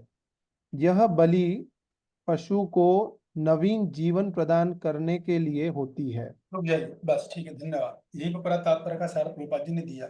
तो प्रभुपाद जी जो भगवान जो बोल रहे हैं, भगवान जी ने उसी बात को बोला, उदाहरण देकर समझाया कि देखिए 2 तरह के दार्शनिक हैं। एक बोलते हैं सब कर्मों का त्याग कर दो, सकाम कर्मों का भी त्याग कर दो, और दूसरे बोलते हैं कि नहीं, सकाम कर्म का त्याग नहीं करना है, सकाम कर्म का त्याग नहीं करेंगे। तो उनके अलग अलग मत है। तो जो त्याग करने वाले वो का तर्क देते हैं कि भाई आप लोग वो काम कर्मा वाले, आप लोग यज्ञ करते हो, तो यज्ञ में आप पशु तो बलि चढ़ाते हो ना, तो पशु की हत्या तो आप कर रहे हो, इसलिए आपसे पाप कर हो काम हो रहा है, इसलिए आप काम कर्मा मत करो, काम कर्म का त्याग करो। ये कौन बोलते हैं? सांख्य योगी, योगी लोग बोलते हैं। कोई कर्म मत करो, जो भी कर्म करोगे सब में पाप होगा, कर्म बंधन लगेगा, ऐसा ज्ञान योगी अष्टांग योगी का कहना है। तो यहाँ पे जो तुलना हो रही है वो ज्ञान योगी और कर्मकांडी की हो रही है, इसको समझिए। भक्त की बात हम बाद में करेंगे। तो जो कर्मकांडी लोग होते हैं वो क्या बोलते हैं, नहीं नहीं, हमने बलि में चढ़ाई जरूर है उसको, लेकिन आपको पता है उसको क्या मिल रहा है? वो तो उसको तुरंत मनुष्य का शरीर मिल जाएगा, नया शरीर मिल रहा है उसको। तो भाई शास्त्र बोलता है, हमने बकरे की बलि दी तो हमने पशु हत्या थोड़ी करी है, हमने उसका कल्याण किया है। नहीं तो वो जीव जो पशु जो बकरे की योनि में जो जीवात्मा है, वो तो योनि तक करोड़ों करोड़ों जन्म तक भटकती रहती। इसलिए हमने तो उसको मनुष्य योनि में डाल दिया है। बल्कि अगर यज्ञ करने वाले बहुत शुद्ध हैं, जो पंडित लोग होते हैं, तो उनमें इतनी पावर होती है कि वो जीवात्मा को स्वर्ग तक भेज देते हैं, स्वर्ग में जाके वो आनंद उठाता है। तो बोले तो हम तो नई चीज दे रहे हैं, इसमें कुछ गलत नहीं। तो 2 मतभेद हो गए यहाँ पर, भगवान उसी को श्लोक में बोल रहे हैं। तो भगवान क्या करेंगे, पहले दोनों लोगों के मत को बताया, अब भगवान तीसरे श्लोक से अपने मत को बताएंगे। अब आपको चीजों धीरे धीरे स्पष्ट होती जाएंगी, बराबर है। तीसरे श्लोक से भगवान अपने मत को बताने वाले हैं। सचिनंदन प्रभु है क्या? सचिनंदन प्रभु नहीं है क्या? ओके, प्रेम प्रकाश प्रभु जी आप पढ़ोगे श्लोक क्रमांक 4? अरे बाबा मेरे को बोलो। ठीक है। ओके। निश्चयं शृणु निश्चयम्। एक मिनट में श्लोक पढ़ लूं। निश्चयं शृणु मैं तत्र त्यागे भर सप्तमं त्यागो ही पुरुषा वाग्रा त्रिविधा समकीर्तिता। हे पढ़िए। भरत श्रेष्ठ, अब त्याग के विषय में मेरा निर्णय सुनो। हे नर शार्दुल, शास्त्रों में त्याग 3 तरह का बताया गया है। तात्पर्य, एक मिनट, अभी यद्यपि भगवान त्याग ने के एक मिनट रुक जाइए। भगवान ने दूसरे श्लोक में क्या बोला, तीसरे श्लोक में कि देखो भाई त्याग के मामले में 2 मत है। एक बोलते हैं काम कर्म का त्याग कर दो, एक बोलते हैं काम कर्म का त्याग नहीं करो। ठीक है, ये चर्चा हमने करी। अभी भगवान अपना मत दे रहे हैं कि मेरे हिसाब से क्या करना चाहिए। भगवान अगले श्लोक में अपना मत देंगे, आप तात्पर्य पढ़ लो। पढ़िए प्रेम प्रकाश प्रभु। तात्पर्य, यद्यपि त्याग के विषय में विभिन्न प्रकार के मत है, लेकिन परम पुरुष श्री कृष्ण अपना निर्णय दे रहे हैं, जिसे अंतिम माना जाना चाहिए। निसंदेह सारे वेद भगवान द्वारा प्रदत्त विभिन्न विधान नियम है। यहाँ पर भगवान साक्षात उपस्थित है, अतएव उनके वचनों को अंतिम मान लेना चाहिए। भगवान कहते हैं कि भौतिक प्रकृति के 3 गुणों में से जिस गुण में त्याग किया जाता है, उसी के अनुसार त्याग का प्रकार समझना चाहिए। भगवान ने बोला कि देखो भाई, दो तरह के मत होते हैं, तुम त्याग की बात कर रहे हो, तो त्याग में दो तरह के मत हैं। एक बोलते हैं काम कर्म का त्याग कर दो, एक बोलते हैं काम कर्म का त्याग मत करो। भगवान बोला, लेकिन अब मैं तुम्हें बताने वाला हूँ कि वास्तव में क्या करना चाहिए, त्याग किसको कहता है। भगवान अपना चालू करेंगे प्रवचन। ये प्रभुपाद जी ने पहले ही बोल दिया, इससे पहले ये भगवान अपना प्रवचन दें, प्रभुपाद जी ने पहले ही बोल दिया कि भैया देखो, भगवान जो बोल रहे हैं उनका निर्णय अंतिम माना जाएगा। तो भगवान जो है, आप सुन चुके 10वें अध्याय में भगवान ने खुद ही अर्जुन ने घोषणा कर दी थी। कौन से श्लोक में घोषणा कर दी थी अर्जुन ने? कल मैंने सुनाया था। शेर बाबू, कौन सा श्लोक है वो 10वें अध्याय का? कि भगवान श्री कृष्ण कौन है, जो उनके अस्तित्व को बताता है। परम ब्रह्मा परम धाम परम परमं परम भवान शाश्वतम दिव्यम आदिदेवम अजम विभुम। तो भगवान परम ब्रह्म है, मतलब वो जो बोलेंगे उनका निर्णय अंतिम माना जाएगा। तो भगवान अब क्या बोलेंगे, अभी आप यहाँ सुनिएगा। ललित कृष्ण प्रभु, श्लोक क्रमांक 5। यज्ञ दान तपः कर्मा न त्याजम कर्म में वितता, यज्ञ दानं तपश्चैव पावनानि मनीषिणाम्। यज्ञ दान तथा तपस्या के कर्मों का कभी परित्याग नहीं करना चाहिए, उन्हें अवश्य संपन्न करना चाहिए। निसंदेह यज्ञ दान तथा तपस्या महात्माओं को भी शुद्ध बनाते हैं। तात्पर्य, अभी नहीं। तो देखिए, भगवान ने अपना मत क्या दिया कि 3 चीजों का कभी भी त्याग नहीं करना है। एक यज्ञ, एक दान और एक तपस्या। फिर आप किसी भी आश्रम में हो, आप चाहे ब्रह्मचारी हो, गृहस्थ हो, वानप्रस्थ हो, या जो है सन्यासी हो, ये 3 कर्मों का त्याग कभी नहीं करना चाहिए। क्यों नहीं करना चाहिए? क्योंकि इनसे जो महात्मा लोग हैं, मतलब जो भक्ति कर रहे हैं, तो जो भी जिस भी पथ पे चल रहा है वो शुद्ध बनते हैं, उनका चित्त शुद्धिकरण होता है। जब शुद्धिकरण होगा तभी तो जो है एक ज्ञान योगी अपने लक्ष्य को प्राप्त करेगा, अष्टांग योगी अपने लक्ष्य को प्राप्त करेगा, और भक्ति योगी अपने लक्ष्य को प्राप्त करेगा। तो कोई भी योगा लीडर में जो भी योगी हो, इनमें किसी को भी इन 3 चीजों का कभी त्याग नहीं करना चाहिए। ना यज्ञ का करो, ना दान का करो, ना तपस्या का करो। और में मूलता जो है, दान किसके आश्रम के लिए है? कौन बताएगा हाथ उठा के? विष्णु हरि प्रभु। गृहस्थ आश्रम के लिए। हाँ, अनिवार्य है एकदम, क्योंकि नहीं तो शुद्धिकरण नहीं होगा। तो तपस्या कौन सा आश्रम के लिए है? यस अनिमेश प्रभु। ब्रह्मचारी आश्रम के लिए प्रभु। तपस्या और संन्यास। ब्रह्मचर्य आश्रम के लिए। हाँ, मगर मूलतः जो तपस्या है वो वानप्रस्थ आश्रम के लिए हमने चर्चा करी थी ना 16वें अध्याय में। ठीक है, जी जी। देखो मैं बता दूं कि हम जितने भी आश्रम है उनमें तीनों चीजें कंपलसरी है। ब्रह्मचारी को भी तीनों करना है, सन्यासी को भी तीनों करना है, गृहस्थ को भी तीनों करना है, वानप्रस्थ को भी तीनों करना है। लेकिन जो जड़ मूलतः एक प्रमुख बोला जाएगा, तो गृहस्थ के लिए दान, वानप्रस्थ के लिए तपस्या, और यज्ञ सबके लिए। बराबर आया समझ में? यज्ञ भी मूलतः गृहस्थ के लिए ही था, मगर अब तो खैर कलयुग में चेंज हो गया ना, वरना वैदिक समय के हिसाब से तो गृहस्थ लोगों को तो यज्ञ करना अनिवार्य होता था, बल्कि सभी को अनिवार्य था।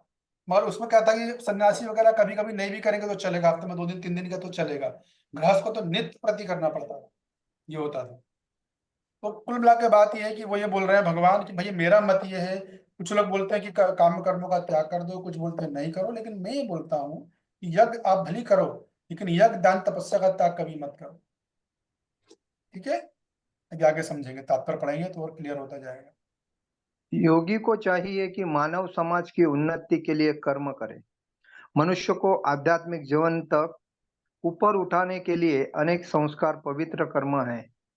उदाहरणार्थ विवाहोत्सव एक यज्ञ माना जाता है। यह विवाह यज्ञ कहलाता है। क्या एक सन्यासी जिसने अपना पारिवारिक संबंध त्याग कर संन्यास ग्रहण कर लिया है, विवाहोत्सव को प्रोत्साहन दे? भगवान कहते हैं कि कोई भी यज्ञ जो मानव कल्याण के लिए हो, उसका कभी भी परित्याग न करे। विवाह यज्ञ मानव मन को संयमित करने के लिए है, जिससे आध्यात्मिक प्रगति के लिए वह शांत बन सके। सन्यासी को भी चाहिए कि इस विवाह यज्ञ की संस्तुति अधिकांश मनुष्यों के लिए करे। सन्यासियों को चाहिए कि स्त्रियों का संग न करें, लेकिन इसका अर्थ यह नहीं कि जो व्यक्ति अभी जीवन की निम्न अवस्था में है, अर्थात जो तरुण है, वह विवाह यज्ञ में पत्नी न स्वीकार करे। सारे यज्ञ परमेश्वर की प्राप्ति के लिए है, अतएव निम्नतर अवस्थाओं में यज्ञों का परित्याग नहीं करना चाहिए। इसी प्रकार दान हृदय की शुद्धि संस्कार के लिए ही है। यदि दान सुपात्र को दिया जाता है तो इससे आध्यात्मिक जीवन में प्रगति होती है, जैसा कि पहले वर्णन किया जा चुका है। हाँ जी, अब समझिए आप बात को। तो भगवान ने तो बोला कि भाई यज्ञ दान तप का त्याग किसी को नहीं करना चाहिए, क्योंकि इससे हृदय की शुद्धि होती है, व्यक्ति आदमी प्रगति साधक जो है वो आध्यात्मिक जीवन में प्रगति करता है। फिर प्रभुपाद जी तुरंत सबसे पहले सन्यासी पर अटैक कर दिया। जैसे कई बाहर के लोग वो प्रभुपाद जी के बारे में दोषारोपण करते थे कि सन्यासी होकर विवाह क्यों करवा रहे हैं। तो प्रभुपाद जी ने विदेश में जब गए तो उन्होंने खुद लोगों को गृहस्थ आश्रम में प्रवेश करवाया और उनका विवाह करवाया, खुद मतलब अपने शिष्यों का। तो ठीक है, सन्यासी को इस तरह से दूर रहना चाहिए उसकी निजी चीज के लिए, लेकिन इसका अर्थ ये नहीं कि यदि मान लो कोई भक्त है और वो कोई व्यक्ति गृहस्थ आश्रम में प्रवेश करना चाहता है तो उसको आश्रम में प्रवेश करने के लिए मना करे। नहीं, उसको गृहस्थ आश्रम में प्रवेश की इच्छा है तो जाने देना चाहिए, क्योंकि मन अभी अशांत है। गृहस्थ आश्रम में जाएगा, नियमों का पालन करेगा तो उसका मन शांत हो जाएगा। तो अब हाँ, समझने वाली बात ये तो सन्यासी का हो गया। दूसरी बात यहाँ पर विवाह यज्ञ बोला गया है। विवाह यज्ञ मानव मन को संयमित करने के लिए है। विवाह उत्सव एक यज्ञ माना जाता है, वो लिखिए प्रभुपाद जी बोले तात्पर्य की तीसरी लाइन में। उदाहरणार्थ विवाह उत्सव एक यज्ञ माना जाता है। विवाह जो संस्कार है वो एक यज्ञ है। तो वो आज के जैसा कल्चर नहीं है। आज के कलयुग में तो मैंने आपको 16वें अध्याय को जब मैंने पढ़ाया तो मैंने पहले श्लोक में आपको बोल दिया था कलयुग में तो स्तर बहुत ज्यादा नीचा हो चुका है। तो कलयुग में तो आजकल विवाह की तो बात तो छोड़िए, आजकल तो वो चला एक कॉन्सेप्ट से बोलते हैं लिविंग। लिविंग का मतलब लड़का लड़की साथ में आते हैं, एक घर में एक साथ रहेंगे और सब कुछ करेंगे, लेकिन विवाह नहीं करेंगे। बच्चा हो जाएगा लड़की अलग, लड़का दूसरी लड़की के साथ। ये तो एक तरह से पशु तरह का कल्चर हो गया है। तो ये नहीं है, ये विवाह यज्ञ माना जाता है। यज्ञ मतलब आप यज्ञ से एक बार बंध गए तो बंध गए, और आप छोड़ नहीं सकते। उस आश्रम का आपको पूरी जिम्मेदारी उठानी पड़ेगी। जब उस आश्रम में गए हो आप भाग नहीं सकते। वो भी आगे आने वाला है, त्याग की बातें जाएगी तो प्रभुपाद जी बोलेंगे तब मैं बोलूंगा। तो विवाह एक यज्ञ माना जाता है। तो ये आज के ऐसा कल्चर नहीं है कि विवाह के पहले ही जो है अपना लड़के लड़कियां मिल ली है, साथ में एक बार रह रहे हैं। अभी तो बहुत तेजी से मॉडर्न कल्चर, आधुनिक कल्चर आ चुका है। खैर ठीक है, वो हम चर्चा नहीं करेंगे, हम श्लोक से सब उठाएंगे चीज। ये भगवान ये बोल रहे हैं अनुवाद की तीसरी लाइन में कि निसंदेह यज्ञ दान तप महात्माओं को शुद्ध बनाते हैं, उनको किसी को भी इसका जो है त्याग नहीं करना चाहिए। तो तुम ब्रह्मचारी आश्रम की बात करें तो ब्रह्मचारी दान कैसे कर सकता है, कौन बताएगा। ब्रह्मचारी तो आय ही नहीं होती है। ब्रह्मचारी भगवान बोल रहे हैं त्याग करो भाई, दान करो। ब्रह्मचारी कहाँ से लाएगा, उसे तो खुद तेल पाने के लिए भीख मांगनी पड़ती है। भैया इस कंपनी का साबुन दे दो, उस कंपनी का तेल दे दो, मेरे को ये वाला टूथपेस्ट नहीं चाहिए, दवाई चाहिए, मैं बीमार हूँ तो आ रही है, आते आते हफ्ते 10 दिन लग जाते हैं। वो बेचारा खुद भीख मांगता है छोटी छोटी चीजों के लिए। भगवान बोल रहे ब्रह्मचारी को दान दो। तो दान कहाँ से देगा, या निमिष प्रभु। हरे कृष्ण प्रभु जी, हाँ ब्रह्मचारी भगवान का कथा श्रवण करा सकता है, भगवान के गुण कीर्तन के द्वारा उनको हाँ, उत्तर सही है। प्रभावित कर सकता और सन्यासी दान कैसे करेगा श्री हरि प्रभु। सन्यासी दान कैसे करेगा, भगवान तो बोल रहे हैं भैया दान करो तब करो, सबको बोल दिया भगवान ने एक साथ। चारों आश्रम वाले आएंगे इसमें लपेटे में, तो सन्यासी दान कैसे करेगा। वही ज्ञान की वितरण करेगा लोग, हाँ ज्ञान की वो वितरण करेगा हाँ, लोगों की। बिल्कुल अभी सही, बिल्कुल सही जवाब, बढ़िया है, समझ गए। सन्यासी जब दान करता है, सन्यासी क्या दान करता है, सन्यासी ज्ञान का दान करता है। अब ये आजकल उल्टे ही होगा, लोग सन्यासी से पैसे मांगते हैं, सोचते सन्यासी हमें कुछ दे दे। ऐसा होता है। तो सन्यासी जो दान करेगा वो ज्ञान का दान करता है। वो लोग घरों में जाएगा, कीर्तन करेगा, कथा सुनाएगा, गीता समझाएगा, भाई देखो तुम कौन हो, तुम क्या हो, तुम्हारा जीवन का लक्ष्य क्या है। और ब्रह्मचारी क्या दान करेगा, तो ब्रह्मचारी सेवा का दान करेगा। ब्रह्मचारी गुरुकुले वसंत दान तो आचरण दासवत नीचो। ये ब्रह्मचारी का ज्ञान है। तो वो गुरु की सेवा का दान करता है, अपने श्रम का दान करता है, और जैसा कि अनिमेश प्रभु ने बोला, वो भी ज्ञान का दान भी करता है। अच्छे सीखेगा पहले, फिर वो जो है ज्ञान का दान करेगा, इस तरीके से। तो ब्रह्मचारी ज्ञान का भी दान करता है, सन्यासी भी ज्ञान का दान करता है। और अपना क्या बोलते हैं, यज्ञ की बात अगर आएगी तो यज्ञ कैसे करेंगे, ये उसका तो आप सबको पता होगा, जो बिल्कुल कॉमन है एकदम, है कि नहीं?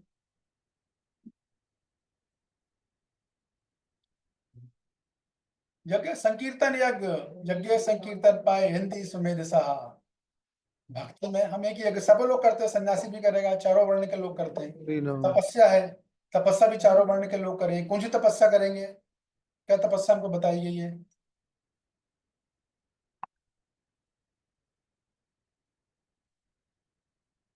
हमको भक्ति में क्या तपस्या बताई गई है, मैं भक्ति के एंगल से पूछ रहा हूँ। ललित कृष्ण प्रभु, हमको भक्ति में क्या तपस्या दी है प्रभुपाद जी ने? सुबह 2 बजे उठना जल्दी, क्या तपस्या है? बोलिए विष्णु हरि प्रभु, बोलिए। ललित हरि प्रभु ने ऑन किया, बोलिए। हाँ मंगल आरती अटेंड करो, चैंटिंग करो, हाँ, और मंगल आरती। भागवतम क्लास करो अटेंड। हाँ, तो मंगल आरती तो आ गया। तपस्या मतलब मुक्त शरीर से संबंधित है ये। तो मंगल आरती तो आ गया, मंगल आरती अटेंड करना है, बराबर ये तपस्या में आता है। और मंगल आरती के अलावा और क्या है, अनिमेश प्रभु बताइए।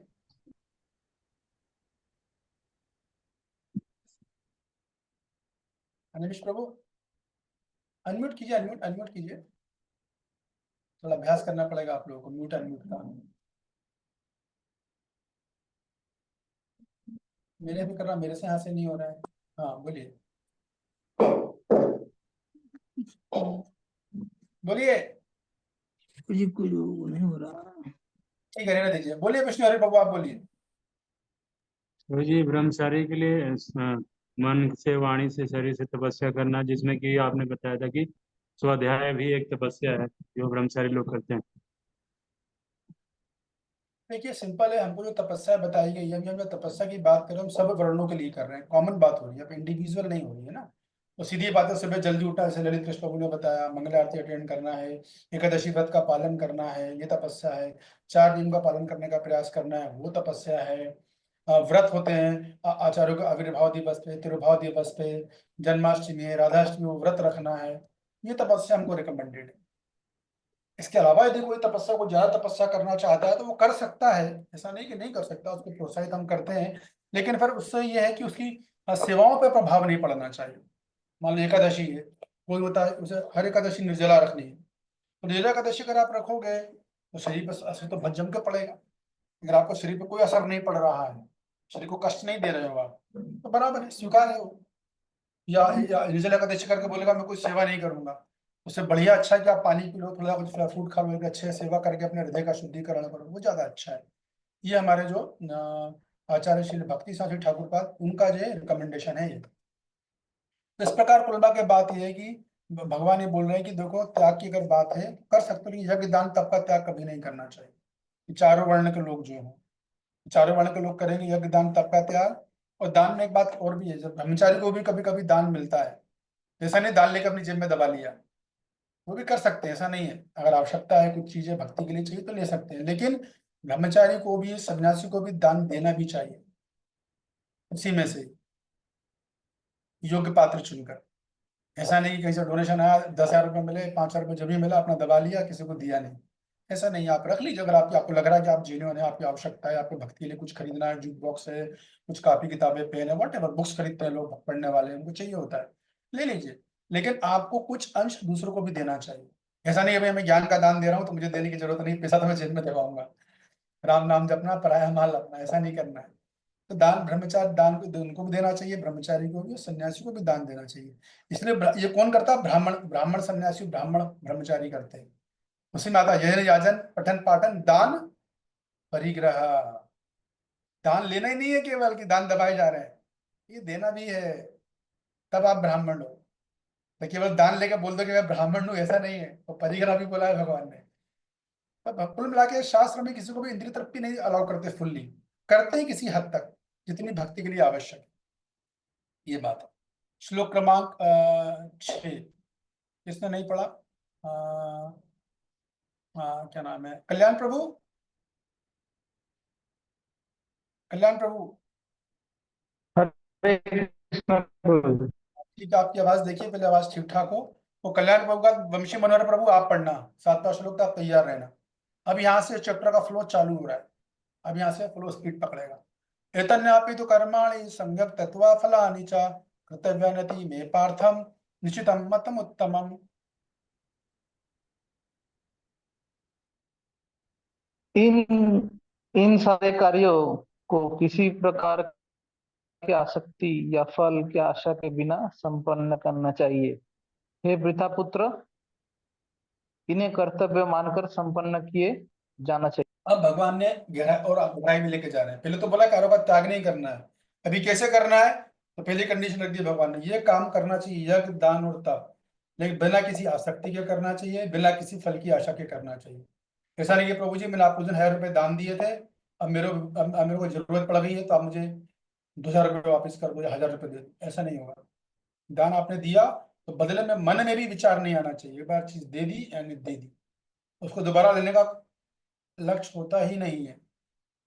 इसको समझना है, ब्राह्मण करते हैं ऐसा काम, कभी नहीं लेंगे, उनका मन में भी विचार नहीं आएगा, और ना उनको वो दुख होता है दान देने के बाद, क्योंकि उनकी आसक्ति नहीं है।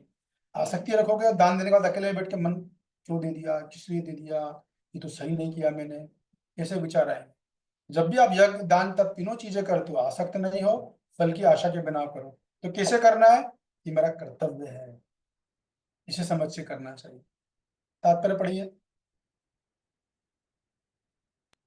यद्यपि सारे यज्ञ शुद्ध करने वाले हैं, लेकिन मनुष्य को ऐसे कार्यों से किसी फल का इच्छा नहीं करना चाहिए। दूसरे शब्दों में, जीवन में जितने सारे यज्ञ भौतिक उत्पत्ति के लिए है, उनका परित्याग करना चाहिए।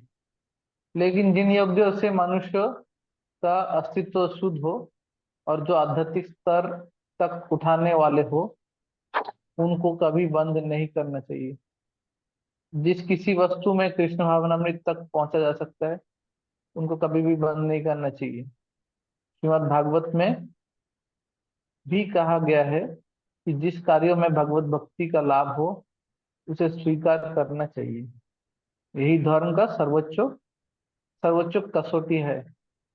भगवत भक्त को ऐसे किसी भी कर्म, यज्ञ, दान को स्वीकार करना चाहिए जो भगवत भक्ति करने में सहायक हो। तो तात्पर्य प्रभुपाद जी ने 2 प्रमुख चीजें बता दी हैं। भाई भक्ति की बात कर रहे हैं प्रभुपाद जी तात्पर्य में, यहाँ पर तो सीधा बोल दिया, भक्ति अगर आप कर रहे हो तो आपको कभी यज्ञ दान तब बंद नहीं करने चाहिए, फिर आप किसी भी आश्रम में हो आपको करना है।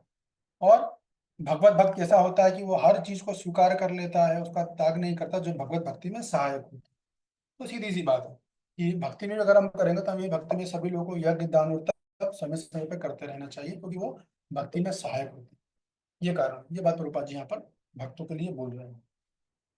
तो यहाँ पर देखिए, और करना कैसे? बिना आसक्ति के करना, ये मुद्दा है। तो अब मैं यहाँ पे मुद्दा ये है कि हम लोग कृष्ण भक्ति करते हैं, हमको पता कैसे चलेगा कि हम भक्ति में प्रगति कर रहे हैं या नहीं कर रहे हैं? इसका ये भक्ति का प्रगति का तरीका ऐसा नहीं कि मैं पहले शर्ट पैंट में था, मुझे येलो कपड़ा मिल गया, अब मैं व्हाइट हो गया तो मैं प्रगति कर रहा हूँ, अब मैं सेफान मिल गया तो प्रगति कर रहा हूँ, अब मेरी ब्राह्मण दीक्षा हो गई तो मैं और प्रगति कर गया, अब मैं जो है डिपार्टमेंट हेड बन गया हूँ तो मैं प्रगति कर रहा हूँ, मेरे पास पहले 1 डिपार्टमेंट था, 6 डिपार्टमेंट हो गए तो मैं प्रगति कर रहा हूँ, और अब मैं सन्यासी बनूंगा, फिर टिफिन प्रेसिडेंट बनाऊँ तो प्रगति कर रहा हूँ। ऐसे भक्ति में प्रगति का आकलन नहीं किया जाता। भक्ति में प्रगति आकलन इस बात पे किया जाता है कि व्यक्ति को जो सेवाएं करता है, जो भी सेवाएं आप करोगे उसमें आपको पुरस्कार मिलेगा, शाबाशी मिलेगी, काफी लोग आपको धन इत्यादि भी मिलेगा। तो जो पारितोषिक मिलता है उससे हम कितना अनासक्त हैं, उससे पता चलता है कि व्यक्ति ने भक्ति में कितनी प्रगति करी, उसने वाकई में कितनी मालाएं करी। भले वो 64 माला रोज कर रहा हो, लेकिन उसके इन चीजों से आसक्ति है तो प्रगति नहीं किया। उसे 16 माला वाला ज्यादा अच्छा है, जो 16 माला करी है लेकिन उसके अंदर अटैचमेंट नहीं है, आसक्ति नहीं है। या दान तत्व जो भी उसे सेवा के पारितोषिक मिलते हैं, उससे उसकी आसक्ति नहीं है, तो हम कहेंगे 16 माला वाले ने अधिक प्रगति कर ली, 64 माला वालों को 64 माला और करनी पड़ेगी। भक्ति प्रगति का मापदंड ये होता है कि हम कितना, जो हम सेवाएं करते हैं उस समय जितनी जो पारितोषिक मिलता है, मान सम्मान प्रतिष्ठा जो कुछ जो मिल रहा है, लोगों में आते हैं प्रणाम करते हैं, बहुत कुछ करते हैं, तो हम उससे कितना निराश सकते हैं। ये होता है चेक एंड बैलेंस सिस्टम, सबसे बड़ी चीज है। हाँ, इसके अलावा एक चीज होती है सेल्फ रिस्पेक्ट, वो एक अलग चीज है। कभी कभी हमारी कुछ सेवा ऐसी होती है कि जहाँ पे हमें सेल्फ रिस्पेक्ट रहना जरूरी है, क्योंकि सेवाओं के लिए आवश्यक है वो भी सीमित मात्रा में, वो एक मन में इच्छा होती है, वो मैनेजेबल है इस कलयुग में। लेकिन बहुत ज्यादा आसक्त होना, और किसी ने मेरे को प्रणाम नहीं किया मैं उसे भक्ति नहीं करने दूंगा, ये जो चीजें हैं ये बहुत गलत हो जाती हैं। तो हम जब सेवाएं करते हैं तो हमको जो है इन चीजों का ध्यान रखना चाहिए, और प्रगति का पता इससे ही चलता है। अभी आगे और प्रभुपाद जी बोलेंगे तो क्लियर हो जाएगा। बोलिए कौन थे, किसका नाम लिया था मैंने? न्यस्तु संन्यासम कर्मणो नोपपद्यते मोहता से परित्यागस्त तामसा परिकीर्तितः। निर्दिष्ट कर्तव्यों को कभी नहीं त्यागना चाहिए। यदि कोई मोहवश अपने नियत कर्मों का परित्याग कर देता है तो ऐसे त्याग को तामसी कहा जाता है। अब तो रुकिए, अभी देखिए यहाँ पर मैं आपको एक चीज बता रहा हूँ। यह श्लोक भगवान ने पिछले श्लोक में त्याग करने का भाव बताया, नियम और शर्तें बता दी श्लोक क्रमांक 6 में। क्या शर्तें बताई है? आसक्त नहीं हो, फल की आशा नहीं हो, कर्तव्य मान के करें। अब यहाँ से भगवान उस त्याग को 3 गुणों में कैसे करते हैं, कौन सा त्याग तामसी कहलाएगा, कौन सा त्याग राजसी कहलाएगा, कौन सा त्याग सात्विक कहलाएगा, उसकी चर्चा खटाखट होना चालू हो जाएगी यहाँ से। तो यह श्लोक क्रमांक 7, इसमें भगवान बता रहे तामसी त्याग किसे बोला जाता है। तो अगला श्लोक श्री माधव प्रभु हमारे साथ में हो क्या? श्री माधव प्रभु जिनका वीडियो हाँ प्रभु जी, हाँ प्रभु जी। अभी आपने पढ़ा था क्या? नहीं, अभी किसने पढ़ा था? आपने पढ़ा था कि मनोहर प्रभु ने पढ़ा था? किसने पढ़ा था? मैं वंश मनुष्य मठ, ठीक है। मनोहर प्रभु जी। ओके, तो अगला श्री माधव प्रभु आप पढ़ना, बराबर है। 8वां श्लोक, पहले 7 नंबर को डिफाइन कर दूं। तो देखिए ये त्याग जो है तामसी त्याग कहलाता है। तात्पर्य पढ़िए। जो कार्य भौतिक तुष्टि के लिए किया जाता है उसे अवश्य ही त्याग दे, लेकिन जिन कार्यों से आध्यात्मिक उन्नति हो, यथा भगवान के लिए भोजन बनाना, भगवान को भोग अर्पित करना, फिर प्रसाद ग्रहण करना, उनकी संस्कृति की जाती है। कहा जाता है कि सन्यासी को अपने लिए भोजन नहीं बनाना चाहिए, लेकिन अपने अपने लिए भोजन पकाना भले ही वर्जित हो, परमेश्वर के लिए भोजन पकाना वर्जित नहीं है। इसी प्रकार अपने शिष्य की कृष्ण भावनामृत में प्रगति करने में सहायक बनने के लिए सन्यासी विवाह यज्ञ संपन्न करा सकता है। यदि कोई ऐसे कार्यों का परित्याग कर देता है तो यह समझना चाहिए कि वह तमोगुणी के अधीन है। तो देखिए यहाँ पे बड़ी महत्वपूर्ण बात क्या है, तामसी त्याग किसको कहते हैं, इसको समझ लो आप। ऐसा त्याग जो मोहवश किया जाए। मोहवश का मतलब है अज्ञानता वश किया जाए, उसको ज्ञान नहीं है, उसे शास्त्रों का ज्ञान नहीं है, शास्त्र पढ़ा हुआ लिखा नहीं है, फिर भी वो त्याग करना चाह रहा है।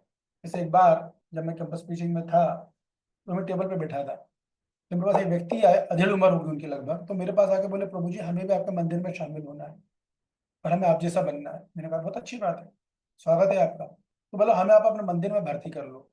मैंने आपके घर में कौन कौन है? बोला मेरी बीवी है और मेरे 2-3 बच्चे हैं। तो मैंने उनका क्या करोगे? हम आपको भर्ती कर लेंगे। तो बोला नहीं वो तो अपना जुगाड़ कर लेंगे, वो अपना रहेंगे खाएंगे पिएंगे जिएंगे, मेरे को तो बस सन्यासी जीवन जीना है। मतलब मैंने कहा आपने बीवी कर ली, बीवी के साथ में लुत्फ उठा लिया अपना, अब आपको जिम्मेदारी नहीं उठानी है। बोला नहीं अब तो हो गया सब, मेरा बच्चों की शादी। बोले नहीं हुई। बोले वो कर लेंगे अब।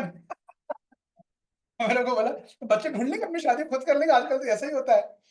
तो जम के समझाया मैंने, इसको बोलते हैं तामसी त्याग, अज्ञानतावश, कि वो व्यक्ति अपनी जिम्मेदारी से भाग रहा है। अरे भाई आप आपने शादी करी है, आपकी भी बीवी है, आपको उसकी जिम्मेदारी उठानी है, आपके 2 बच्चे हैं, उनको जिम्मेदारी पूरी करके जाना है आप। पर आप बोलो नहीं नहीं मुझे तो भैया सन्यासी बना दो। इसको बोलते हैं तामसी त्याग। और वो उसको बड़ा अच्छा समझ रहे थे कि देखिए मैं आप लोग तो कर रहा हूँ, मैं भी तो कर रहा हूँ, आपने घर वालों को छोड़ा, माँ बाप को छोड़ा, मैं भी तो छोड़ रहा हूँ, मैं भी क्यों नहीं छोड़ सकता। तुमने समझाया फिर अच्छे से। पता नहीं कहाँ है वो, लेकिन वो दोबारा तो नहीं मिले होंगे मेरे पास, 2-4 साल तक तो लौट के नहीं आएंगे। मैंने वापस गया था, मैंने वापस घर जाओ, उनकी परमिशन लो, उनकी पूरी सेवाएं करो, सारी जरूरतें पूरी करो, फिर उनका आशीर्वाद, बीवी का आशीर्वाद लेके आना। तो इससे बोलते हैं तामसी त्याग। कभी लोग ऐसा सोचते हैं चलो भैया ऑफिस कोई काम कर रहे हैं, बड़ी परेशानी हो रही है, तो छोड़ो, काम ही नहीं करना है, हम छोड़ो, अपना इस्कॉन में जाके भर्ती हो जाएंगे। अपना इस्कॉन वालों को तो मजे रहते हैं, वहाँ करना क्या रहता है, अपना जहाज थोड़ी घंटी मंटी हिला दो और बस अपना थोड़ा कुछ वीडियो बना के वीडियो बना दो, बड़ा खाओ पियो मजे करेंगे। तो इस भावना से यदि कोई भक्ति में आता है इस्कॉन मंदिर में, तो वो तामसी त्याग कहलाता है। इस भावना से जो आने वाले ज्यादा देर लंबा टिक नहीं पाते, वो तो इसी उत्साह से आता है जब उन्हें आगे पता चलता है यहाँ पर भैया जो न्यू भक्ता इंचार्ज है वो सुबह 2 बजे उठाने वाले हैं उन्हें। तब उनको समझ में आता है कि यहाँ तो 2 बजे उठना पड़ता है, प्रभु हम तो 2 बजे तक सोते थे, उठना है, फिर पूरा मंगल आरती अटेंड करनी है, तब उन्हें आंखें खुलती हैं धीरे धीरे। तो पहले 50 आते हैं, 50 से 10 रह जाते हैं मालिक, बाकी सब भाग जाते हैं। ये सब त्याग है, वो तामसी त्याग कहलाता है। अब भगवान बताएंगे राजसी त्याग किसे बोलते हैं, पढ़िए, इसका नाम लिया मैंने, श्री प्रभु का। दुख मित्यवा यत्कर्मं कार्य क्लेश भय त्यजेता सकृत्वा राजसं त्यागम नेवा त्याग फलम लभेत। पढ़िए। पढ़ू क्या प्रभु जी? हाँ जी। अनुवाद। जो व्यक्ति नियत कर्मों को कष्टप्रद समझकर या शारीरिक क्लेश के भय से त्याग देता है, उसके लिए कहा जाता है कि उसने यह त्याग रजोगुण में किया है। ऐसा करने से कभी त्याग का फल प्राप्त नहीं होता। हाँ, तो देखिए ऐसे कभी कभी क्या होता है कि लोग कोई क्रिया करते हैं, ऑफिस में जा रहे हैं, दुकान चला रहे हैं, घर में शादी कर रहे हैं, लेकिन बहुत पीड़ा हो रही है, बड़ा कष्ट हो रहा है, ऑफिस में बॉस जूते मार रहा है, गालियां सुनाता है, दिन भर 12 घंटे काम करो, गलतियां निकाल रहा है, ऑफिस में पॉलिटिक्स चल रही है, टांग खींची जा रही है, घर पे आओ तो बीवी अलग बेलन लेके बैठी हुई, वो अलग पीट रही है, तो जाऊं कहाँ? घर में बॉस मार रहा है, घर में बीवी मारती है, हर जगह उनका पिटने के लिए बनाऊं क्या मैं? तो फिर उसको सोचता है अरे यार सब छोड़ो, कहाँ चक्कर में पड़े हैं, बढ़िया इस्कॉन मंदिर वालों का बढ़िया विज्ञापन चलता है, ये तो वैसे ही जैसे ही जाओ तो पकड़ लेते हैं। एक बार इस्कॉन मंदिर में घुस गया तो फिर वो बच नहीं सकता। इस्कॉन का डिप्टी कहीं ना कहीं उसे नंबर लेकर लगातार उसे फोन कर करके उसे फोन करके पीछे पड़े ही रहते हैं। तो इस भावना का जो त्याग करता है, घर पर अपनी जिम्मेदारियों से भाग रहा है, क्योंकि जो फल उसे चाहिए, फल तो उसे मिल रहा है, लेकिन फल में बड़ी पीड़ा आ रही है। रजोगुणी व्यक्ति जब कोई कार्य करता है तो फल को देख के करता है, वो फल देखेगा तो निर्णय लेगा मैं कार्य करूं कि नहीं करूं। जो फल देखा उसने, लेकिन पता लगा फल तो मिल रहा है, ऐसा नहीं कि नहीं मिलेगा, बड़ी कष्ट से मिल रहा है, बड़ी पीड़ा से मिल रहा है, तो उस कार्य का त्याग कर देगा। तो यदि पीड़ा की वजह से कार्य का त्याग किया जाता है तो वो कार्य, वो त्याग राजसी त्याग कहलाता है। चलिए तात्पर्य पढ़िए। तात्पर्य। प्रभुपाद कहते हैं कि जो व्यक्ति कृष्ण भावनामृत को प्राप्त है, उसे इस भय से अर्थोपार्जन बंद नहीं करना चाहिए कि वह सकाम कर्म कर रहा है। यदि कोई कार्य करके कमाए धन को कृष्ण भावनामृत में लगाता है, या यदि कोई प्रातःकाल जल्दी उठकर दिव्य कृष्ण भावनामृत को अग्रसर करता है, तो उसे चाहिए कि वह डर कर या यह सोचकर कि ऐसा कार्य कष्टप्रद है, उन्हें त्यागे नहीं। ऐसा त्याग राजसी होता है। राजसी कर्म का फल सदैव दुखद होता है। यदि कोई व्यक्ति इस भाव से कर्म त्याग करता है, तो उसे त्याग का फल कभी नहीं मिल पाता। तो प्रभुपाद जी बोल रहे हैं, जो व्यक्ति कृष्ण भावनामृत को प्राप्त होता है ना, प्रभुपाद जी किसकी बात कर रहे हैं यहाँ पर? भक्त की। उसे इस भय से अर्थोपार्जन बंद करना नहीं चाहिए कि वह सकाम कर्म कर रहा है। तो बोलते ऐसा कोई सोचता ही नहीं, आजकल लोगों को पता ही क्या काम कर्मा किसे कहते हैं। नहीं प्रभुपाद जी, कुछ तो बहुत ऐसे लोग होंगे जैसे ज्ञान योगी बोलते हैं ना कि इस्कॉन वाले काम कर्मा करते हैं। तो प्रभुपाद जी बोल रहे कि देखिए, जैसे प्रभुपाद जी उदाहरण के लिए वो थे, प्रभुपाद जी के शिष्य जिनको प्रभुपाद जी ने बोला, आदेश दिया था कि तुम ऐसा करो कि तुम टैक्सी चलाओ और उसको धन मिलेगा, उसको मंदिर की सेवा में लगाओ। क्या नाम था उनका? जयानंद प्रभु।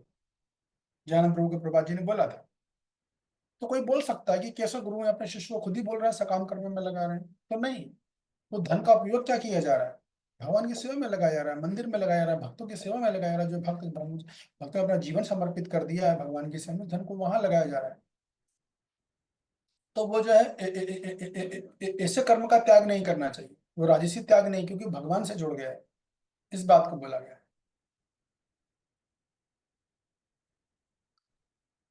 और कभी कभी प्रभा जी ये भी बोल रहे हैं कि मंगल आरती जाना है।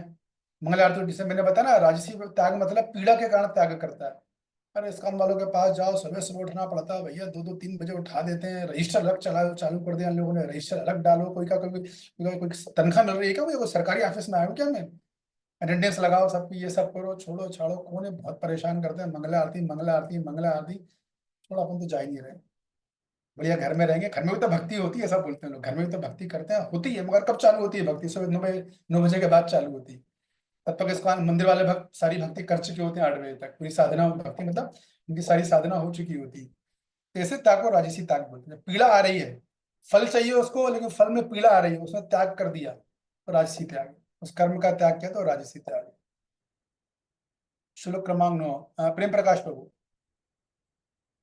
कार्यमित्येव यत्कर्मं नियतं क्रियते च अर्जुन संयं त्यक्त्वा फलं चैवा सा त्यागा सात्विको मतः। हे अर्जुन, जब मनुष्य नियत कर्तव्य को करणीय मानकर करता है और समस्त भौतिक संगति तथा फल की आसक्ति को त्याग देता है तो उसका त्याग सात्विक कहलाता है। अब भगवान ने बताया कि देखो त्याग, सात्विक त्याग किसको बोलते हैं। अब ये समझिएगा, आप ध्यान रखिएगा, अर्जुन ने त्याग और संन्यास के बारे में पूछा, भगवान ने पहले पूरी चेतना को प्रिपेयर किया कि त्याग और संन्यास में अंतर क्या है, और फिर लोगों को, फिर भगवान ने त्याग को पहले पकड़ा है, संन्यास को नहीं पकड़ा है, त्याग को पकड़ा है। कि त्याग के बारे में लोगों के अलग अलग मत होते हैं, लेकिन मेरा मत ये है, तो मत चला रहा है कि किस प्रकार त्याग 3 गुणों में होता है। ये जो त्याग है कौन सा गुण में है, कोई हाथ उठा के बताएगा, ये जो त्याग भगवान जो बोल रहे हैं कौन सा गुण में है। यस विष्णु हरि प्रभु। रतोगुण है प्रभु जी। सतोगुण में त्याग है। तो सतोगुण में त्याग की क्या विशेषता होती है, पहली बात कि व्यक्ति जो होता है वो त्यागों को अपना कर्तव्य समझता है। मैं इस आश्रम में हूँ, मैं इस वर्ण में, मेरा कर्तव्य है, मुझे करना ही चाहिए, चाहे कैसे भी करूँ, मैं कोई इसमें बहाना नहीं मार सकता हूँ। या मेरे पास धन कम है तो मैं दान नहीं कर सकता, अरे ऐसा कैसे नहीं, 1 रुपए तो होंगे ना, तो 10 पैसे तो कर सकता हूँ। तो आप बहाना नहीं मार सकते, कुछ ना कुछ आपको करना है, नहीं क्योंकि कर्तव्य समझ से करता है। दूसरा, वो फल की आसक्ति के बिना करता है, तो उस फल से कोई आसक्ति नहीं होती, ये दान में कर रहा हूं तो बदले में मुझे ये चाहिए।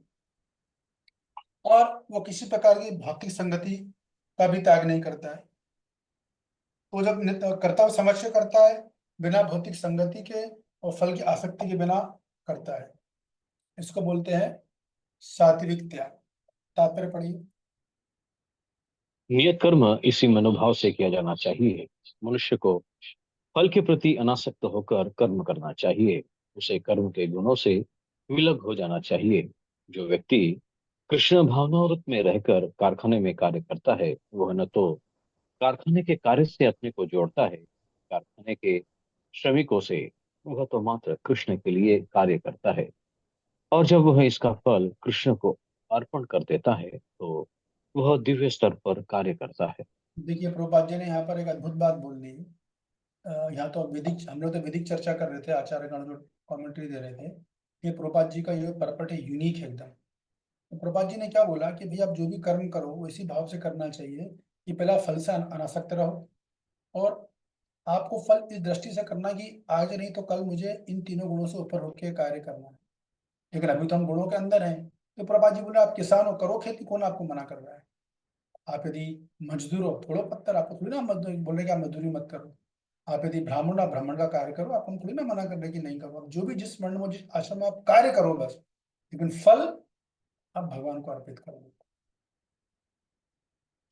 इसको प्रभुपाद जी इसको रिकमेंड कर रहे हैं, जो फल को भगवान को अर्पित कर रहे हैं अनासक्त भाव से। तो कौन सा कर्म हो रहा है, निष्काम कर्म योग, ये निष्काम कर्म हो रहा है। प्रभुपाद जी ये बोल रहे हैं आप जो भी हो, आप जो कोई कुछ भी हो, आपको अपना कार्य, ऐसा नहीं कि भैया आपको भक्ति करनी है तो कभी कभी आप लोग प्रचार में जाते हो तो हमसे पूछते हैं, आप लोगों से पूछा प्रभु जी हमें कभी नौकरी छोड़नी पड़ेगी क्या, नहीं क्यों छोड़ेंगे नौकरी, आप कीजिए नौकरी, आप करते हो, आप व्यापार करते हो, दुकान चलाते हो, सब करो, बस आप किसी तरह से अपने फल को भगवान को अर्पित कीजिए। एक, और यदि मान लो आप भक्ति ग्रहण करते हो, नवदा भक्ति अगर आप कर रहे हो, 16 माला का जाप कर रहे हो, भगवत कथा श्रवण करते हो, फिर तो पूरा भक्ति योगी हो गया, वो तो मुद्दा ही नहीं है। फिर तो भक्ति योग में स्वाभाविक से भक्त फल अपने पास रखते नहीं, जो कुछ भी से मिलता है सब भगवान को ही अर्पित करता है, तो पूरा भक्ति योग है वो। तो इसलिए प्रभुपाद जी ने बोला कि वो दिव्य स्तर पर है, इसलिए बोल रहे हैं वो। एक निष्काम कर्म योग और एक भक्ति योग। तो भक्ति योग हमेशा दिव्य स्तर पर रहता है, हमें समझना चाहिए अच्छे से। ये जो इनकी बात हो रही है, 3 गुणों में जो बात हो रही है, लेकिन भक्त जो क्रियाएं कर रहा है वो दिव्य स्तर पर निर्गुण होती, भले अभी हम साधक क्यों ना हो, भले हम सिद्ध क्यों ना हो, लेकिन हमें अपना दर्शन पता होना चाहिए कि हमें जो प्रभुपाद जी ने क्रियाएं दी हैं वो सारे दिव्य स्तर पे हैं, भले चाहे कोई फैक्ट्री में मजदूरी क्यों कर रहा हो या वो आश्रम में आके ब्रह्मचारी बनेगा और नवदा भक्ति कर रहा है, ये कन्विक्शन होना चाहिए कि हम अभी दिव्य स्तर पे चल चुके हैं। हाँ, सिद्ध नहीं हुए बराबर, ये भी बोलना चाहिए, अभी सिद्ध नहीं हुए, साधक है, प्रयास कर रहे हैं, थोड़ा ऊंच नीचे हुआ, कभी गिरेंगे कभी उठेंगे, लेकिन प्रभु जी आप लोग आशीर्वाद दीजिए कि हम आगे जाके सफल हो। इसके बाहर के लोग ऐसा बोले तो उनको ऐसा बोलना चाहिए। विष्णु हरि प्रभु, श्लोक क्रमांक 10। न दष्टे कौशलम कर्मम कुशले नानुसज्जते त्यागी सत्य समाविष्टो मेधावी छिन्न संशय। सतोगुण में स्थित बुद्धिमान त्यागी जो न तो अशुभ कर्म से घृणा करता है न शुभ कर्म से लिप्त होता है, वह कर्म के विषय में कोई संशय नहीं रखता।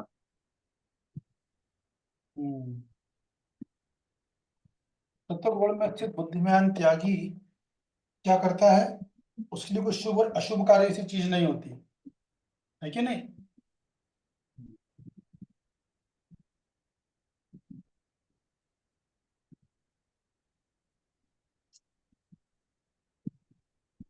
तो सबसे पहले बात ये बोला, सत्वगुण में स्थित बुद्धिमान त्यागी ना तो अशुभ कार्य से घृणा करता है और ना शुभ कार्य से लिप्त होता है। तो कौन बताएगा अशुभ कार्य से क्या मतलब है, अशुभ कार्य किसको बोलते हैं।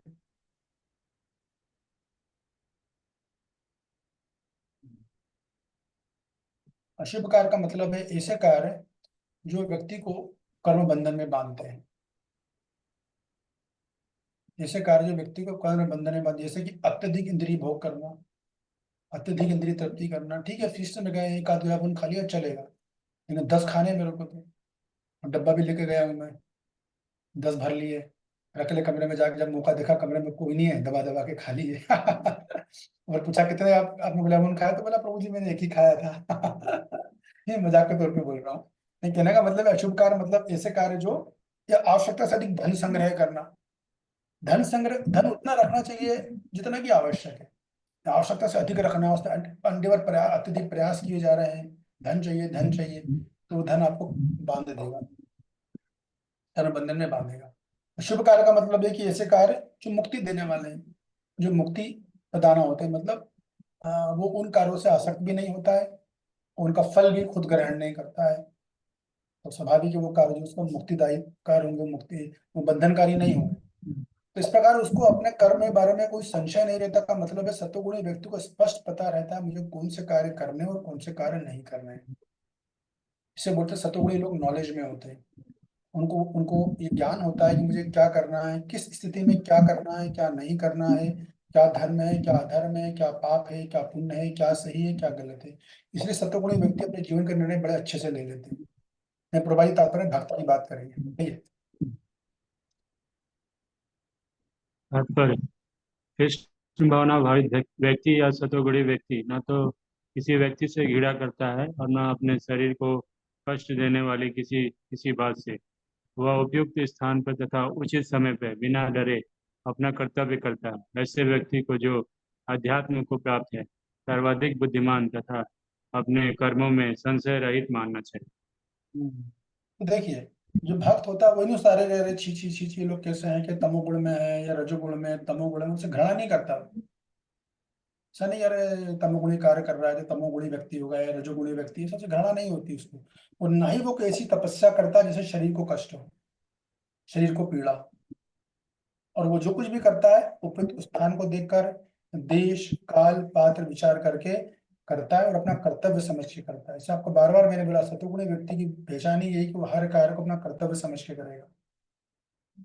और यदि कोई व्यक्ति उस कार्य को भगवान की प्रसन्नता के लिए कर रहा है, मुझे भगवान को संतुष्ट करना है, साधु गुरु को प्रसन्न करना है, गुरु का आदेश लेकर कर रहा हूँ, गुरु साधु वैष्णव सही भक्तगणों की प्रसन्नता के लिए कार्य कर रहा हूँ, तो वो कार्य कौन सा कार्य कहलाएगा। हाथ उठा के बोलिएगा, डायरेक्ट मत बोलिएगा। मैं तो भगवान सतोगुण की बात कर रही हूँ, लेकिन ऐसा व्यक्ति जो गुरु का आदेश पे कर रहा है और साधु गुरु वैष्णव की प्रसन्नता के लिए कर रहा है, भगवान कृष्ण की प्रसन्नता के लिए कर रहा है, तो वो कार्य किस श्रेणी में आएगा, ये पूछ रहा हूँ मैं। बोलिए विष्णु हरि प्रभु। तो जी वो तीनों गुणों से ऊपर होगा, दिव्य कार्य होगा। निर्गुण बोल सकते हो, दिव्य कार्य बोल सकते हो, भक्तिमय कार्य बोल सकते हो, ये बात है। अब आपको पूरा क्लियर समझ में आ जाना चाहिए कि यज्ञदान तब 3 गुणों में कैसे होता है और निर्गुण में कैसे होता है। ठीक है, क्लियर हो गया? अब कितना बज गया? 2:30 बज गया है। एक दो श्लोक लेके फिर खत्म करते हैं। क्या होगा अब जाकर जो है भगवान अभी तागी की बात और करने वाले हैं। सच्चा तागी कौन है ये बताएंगे, फिर यदि वो त्याग नहीं करता है तो क्या होगा, इन सब की चर्चा होगी। तो अब आपको समझ लीजिए कि श्लोक क्रमांक 1 से लेकर 12 तक भगवान ने त्याग की चर्चा करी है, समझ लो आप। और फिर श्लोक क्रमांक 13 से लेकर 14 तक, 13 से लेकर समझो 17 तक भगवान ज्ञान योग की चर्चा करेंगे। ज्ञान योग मतलब श्री हरि प्रभु ज्ञान योग यानी वेद विमर्शन करना। हाँ, तो ज्ञान योग मतलब यहाँ पे क्या होगा, उसका उसका परिभाषा क्या, अर्जुन ने प्रश्न पूछा था ना कि त्याग और संन्यास में क्या अंतर है। ज्ञान योग मतलब त्याग होगा कि संन्यास होगा। संन्यास शब्द। हाँ बस समझ गए बात। और ये काय की बात हो रही है 1 से लेके 12 तक, त्याग की। वो त्याग। हाँ त्याग बोले अनुष्ठान कर्म बोले, बराबर अच्छा ही बोला एकदम। जा नहीं रहा है भाई नीचे, क्या बात है। तो थोड़ा गड़बड़ हो गया यहाँ पे मेरे से। श्लोक क्रमांक 11 पढ़ेगा कोई भगवत गीता से? कौन पढ़ेगा? मथुरेश मथुरेश हरि प्रभु भगवत गीता है आपके पास? आ गया, ठीक है, ठीक हो गया जी fine, प्रभु जी, उसी से हो गया। पढ़ते हैं। पढ़िए श्लोक क्रमांक 11। नायुधे व्रता शक्यं त्यक्तुं कर्माणि शेषतः यस्तु कर्म फलं त्याग तथागताभिधीयते। हाँ, पढ़ना है प्रभु जी। जी जी बिल्कुल पढ़िए, बात पढ़िए। निस्संदेह किसी भी देहधारी प्राणी के लिए समस्त कर्मों का परित्याग कर पाना असंभव है, लेकिन जो कर्म फल का परित्याग करता है वह वास्तव में त्यागी है। रुक जाइएगा, रुक जाइएगा, ध्यान से सुनिए, मैं रिपीट कर रहा हूँ सब लोग। जो अभी तक मैंने 1.5-2 घंटे में बोला, तो मैंने शुरुआत में पहले बोल दिया, वही बात यहाँ पर रिपीट हो गई।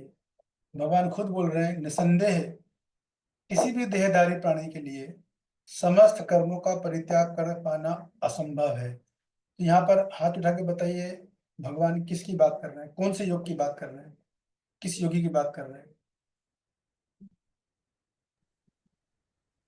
पहली लाइन, ये समस्त प्रकार के कर्मों का परित्याग कर देना असंभव है।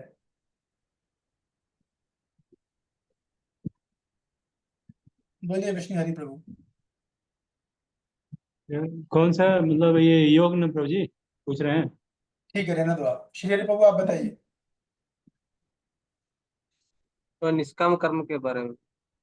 निष्काम कर्म नहीं, वो बोल रहा है कि देहधारी प्राणियों के लिए समस्त कर्मों का परित्याग कर पाना असंभव है। वही यह मतलब निष्काम कर्म योगी नित्य ही। नित्य नित्य कर्म नैमित्त कर्म।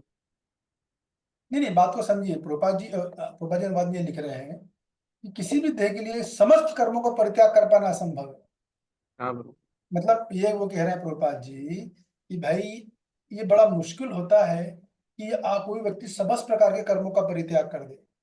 जैसे मान लो कि नित्य नित्य कर्म है, नैमित्तिक कर्म है या काम कर्म है, तो इन तीनों का त्याग कर पाना तो असंभव है। तो ये बात प्रभुपाद जी किसके लिए बोल रहे हैं? कौन से पद हाँ, के लोग बोलते हैं जो बोलते हैं सबका त्याग कर दो? नित्य कर्म और नैमित्त कर्म के बारे नहीं नहीं, वो नहीं पूछ रहा मैं ये, वो तो आप समझ जाए। लेकिन किस पद के अनुयायी ये बात बोलते हैं कि समस्त प्रकार के कर्मों का परित्याग कर दिया? मधुशेष प्रभु जी आपने हाथ उठाया, कुछ बोलना चाहते क्या? ये ज्ञान योगी की तरफ इशारा कर रहे हैं प्रभुपाद जी, जो कि कर्मों का त्याग करना चाहते हैं, तो ऐसा है। बिल्कुल सही, मधुशेष प्रभु ने समझ लिया। वो प्रभु जी ज्ञान योगी की बात, ज्ञान योगी का सिद्धांत उसको समझो, दिमाग में बिठाओ। ज्ञान योगी आस्था योगी मतलब समस्त कर्मों का परित्याग, कुछ नहीं करना है।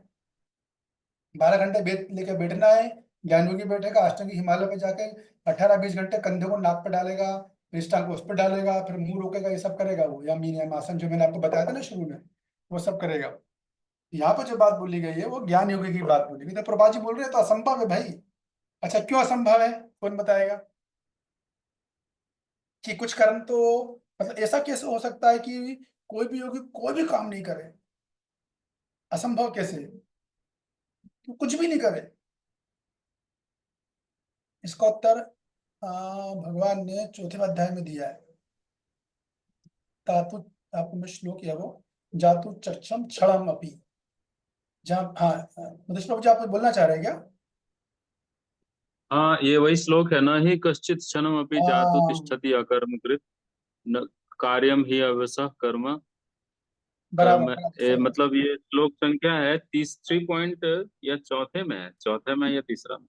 हाँ, तो वो बिल्कुल सही है कि भाई ऐसा कभी होगा नहीं, आप शरीर नहीं आप आत्मा हो, तो ऐसा तो कभी होगा ही नहीं कि आप सारे कर्मों का त्याग कर दो। जैसे चलो आपने सन्यासी हो, आप ज्ञानी होगी, तो माना आपने काम कर्म का त्याग कर दिया, लेकिन नित्य कर्म तो आपको करना ही, ये नहाओगे धोओगे। 3.5 है, 3.5। ओके ओके ठीक है, थैंक यू। 3.5 आप लोग नोट कर लो। तो ऐसा कोई भी क्षण नहीं है जब आत्मा बिना काम के बिना रह नहीं सकती। कुछ भी नहीं करोगे तो सांस तो लोगे ना भैया, तो कर्म तो किया ना। इसलिए प्रभुपाद जी बोल रहे हैं कि समस्त कर्मों का परित्याग कर पाना असंभव है। सांस तो ले लो तो कर्म तो किया, ठीक है, 12 घंटे आपने वेद विमर्शन कर लिया, आप जो अष्टांग योगी बन गए, लेकिन खाना तो खाया है ना, खाना है तो पेट साफ करने तो गए फिर। क्वेश्चन हरि बाबू सही है गलत है? बराबर है ना? हाँ प्रभु। हाँ, तो कर्म तो करना पड़ेगा। तो पहली लाइन तो गई ज्ञान योगी की। फिर प्रभुपाद जी बोल रहे हैं कि जो कर्म फल का परित्याग करता है वो वास्तव में त्यागी है। ये प्रभुपाद जी किसकी बात बोल रहे हैं?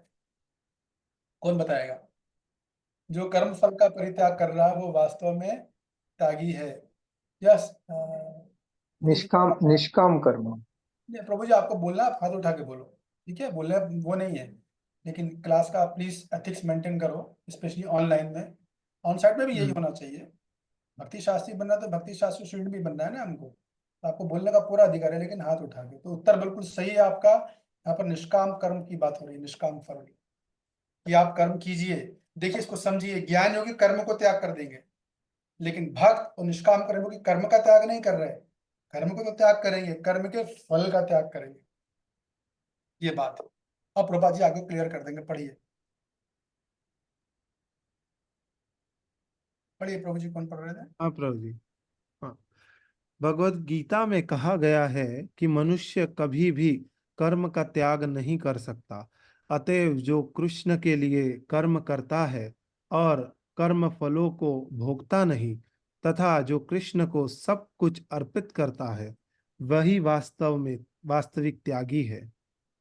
अंतर्राष्ट्रीय कृष्ण भावनामृत संघ के अनेक सदस्य हैं जो अपने अपने कारखानों या अन्य स्थानों में कठिन श्रम करते हैं, और वे जो कुछ कमाते हैं उसे उसे संघ को दान देते हैं। ऐसे महात्मा व्यक्ति वास्तव में सन्यासी है और वे सन्यास में स्थित होते हैं। यहाँ स्पष्ट रूप से बताया गया है कि कर्म फलों का परित्याग किस प्रकार और किस प्रयोजन के लिए किया जाए। तो देखिए, जब भगवान बोल रहे हैं कि समस्त कर्मों का परित्याग कर पाना असंभव है, लेकिन जो कर्म फल का परित्याग करता है वो वास्तव में त्यागी, मतलब वहां तुलना की गई है ज्ञानी योगी की और निष्काम कर्म योगी की। तो भगवान ये बोल रहे हैं, प्रभा जी भी तात्पर्य मतलब भक्ति का तात्पर्य दे रहे हैं, नहीं, भगवान ये बोल रहे हैं कि अर्जुन अभी तुम्हारे लिए निष्काम कर्म फूल योग बेहतर है। तो देखिए इस बात को अच्छे से समझिए कि इसका अर्थ ये नहीं है कि भगवान ज्ञान योग की निंदा कर रहे हैं या उसको नीचा दिखा रहे हैं, ऐसा बिल्कुल नहीं है, ऐसा बिल्कुल नहीं है। एक्चुअली वास्तव में देखा तो ज्ञान योग ही बेहतर है निष्काम को फल योग से, क्योंकि निष्काम फल योग वाला अल्टीमेटली जब वो शुद्ध हो जाएगा तो जाएगा कहाँ? ज्ञान योगी जाएगा, तब वो बनेगा जीवन मुक्त, आत्मा का साक्षात्कार करेगा। लेकिन मुद्दा ये है, मुद्दा इस बस में दो मुद्दे हैं। पहला मुद्दा ये है कि भाई अभी अर्जुन जी आपका वो स्थिति नहीं है। अर्जुन जी के माध्यम से भगवान संसार के लोगों को बोल रहे हैं कि अभी आप क्या करो, अभी कर्म का त्याग मत करो। आप जो आपका वर्ण है, जो आपका आश्रम है, उसके अनुसार आप कार्य करते रहो, फल का त्याग करते रहो। कार्य करो, फल का त्याग करो, कार्य करो, फल का त्याग करो। अभी आपके लिए यह बेहतर है, अभी ये करंट सिनेरियो में, करंट सिचुएशन में। उससे आप भक्ति में प्रगति कर जाओ, और सर उससे आप अपने पथ में, विधिक पथ में आप प्रगति कर जाओगे। जब आप शुद्ध हो जाओगे फिर निर्णय लिया जाएगा कि आपको ज्ञान पाठ लेना, अष्टांग योग लेना, भक्ति योग लेना। अभी सिचुएशन ये है। तो पुरोहित तात्पर्य में इसी बात को स्थापित कर रहे हैं कि देखिए दुनिया के लोगों में अभी इस लायक थोड़ी है वो कि सीधे ज्ञान योग ले लें या अष्टांग योग ले लें, नहीं ले सकते हो, क्योंकि उसमें इतना शुद्धिकरण इतना ज्यादा, मैंने बताया ना 100% चित्त की शुद्धि चाहिए, मैंने शुरू में बताया था आपको, योग समझाया था तब। ज्ञान योग में डायरेक्ट संन्यास होता है, अष्टांग योग में डायरेक्ट संन्यास होता है। और यदि मान लो ये गुरु को लगा कि ये योग्य नहीं, तो बोल देगा आप निष्काम कर्म करो, वापस जाओ, जब आपकी शुद्धि नहीं हुई है। तो इसका मतलब ये नहीं कि भगवान, जो मैं ये कहना चाह रहा हूँ कि ज्ञान योग को या सन्यासी की निंदा कर रहे हैं, ऐसा मत सोचना कि भगवान सन्यास आश्रम की निंदा कर रहे हैं या सन्यास, नहीं। बात ये बताई जा रही है कि अभी वर्तमान परिस्थिति में अर्जुन जी आप क्षत्रिय हो और आपका स्वभाव है लड़ना, आप सन्यास की बातें मत करो, अभी वो आपके लिए ठीक नहीं, क्योंकि चित्त की शुद्धि इतनी नहीं हुई है। तो अर्जुन के माध्यम से भगवान सारी दुनिया के लोगों को संदेश दे रहे हैं कि अभी जो वर्णाश्रम पद्धति बनाई है, आप उसमें रह के अपने कर्म करो और कर्म का फल का त्याग करो, ये बात भगवान बोल रहे हैं। और प्रभुपाद जी तो और भी आगे बढ़ गए, और प्रभुपाद जी ने ये तात्पर्य में बोल रहे हैं कि देखिए हमारे यहाँ कर्म संन्यास का सिद्धांत ही नहीं है, हमारा क्या सिद्धांत है, युक्त वैराग्य। तो प्रभुपाद जी ने एक पास टाइम है इस पे, फिर मैं बोल के एंड कर देता हूँ, समय हो रहा है। एक बार प्रभुपाद जी के पास कुछ शिष्य गए एक अखबार लेकर, तो उस अखबार में एक बहुत बड़ा योगी था, और उसको चित्र में ऐसा दिखाया गया था, रियल स्टोरी है, कि उसको कोई व्यक्ति बहुत सारा धन दे रहा था। तो वो व्यक्ति चित्र में मना कर रहा था, नहीं नहीं मेरे को नहीं चाहिए, मेरे को नहीं चाहिए। तो शिष्यों ने देखा, बोला अरे ये तो बहुत त्यागी व्यक्ति, ये तो हाई उच्च कोटि का सन्यासी है भाई, तो चलो प्रभुपाद जी को बताएंगे।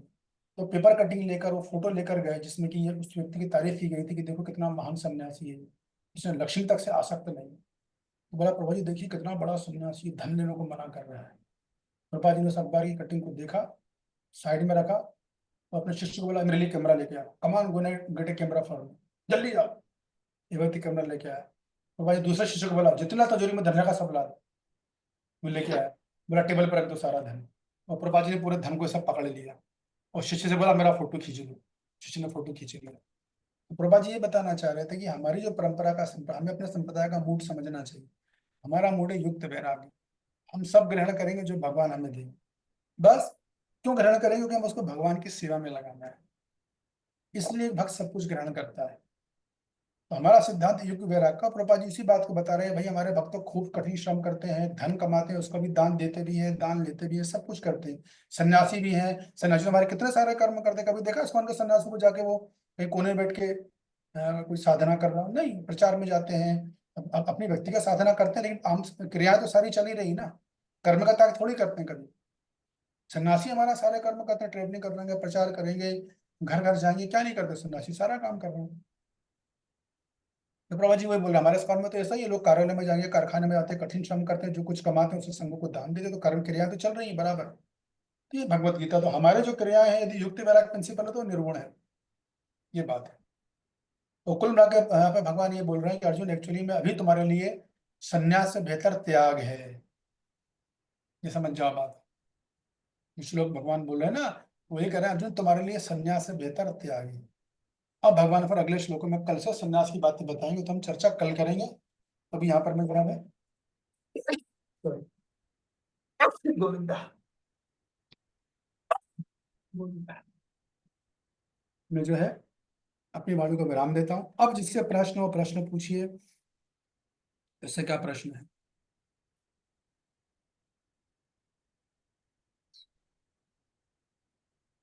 मुझे प्रश्न होने नहीं चाहिए, क्योंकि मैंने बहुत एनर्जी लगा के कल भी लगाई थी और आज भी लगाई है।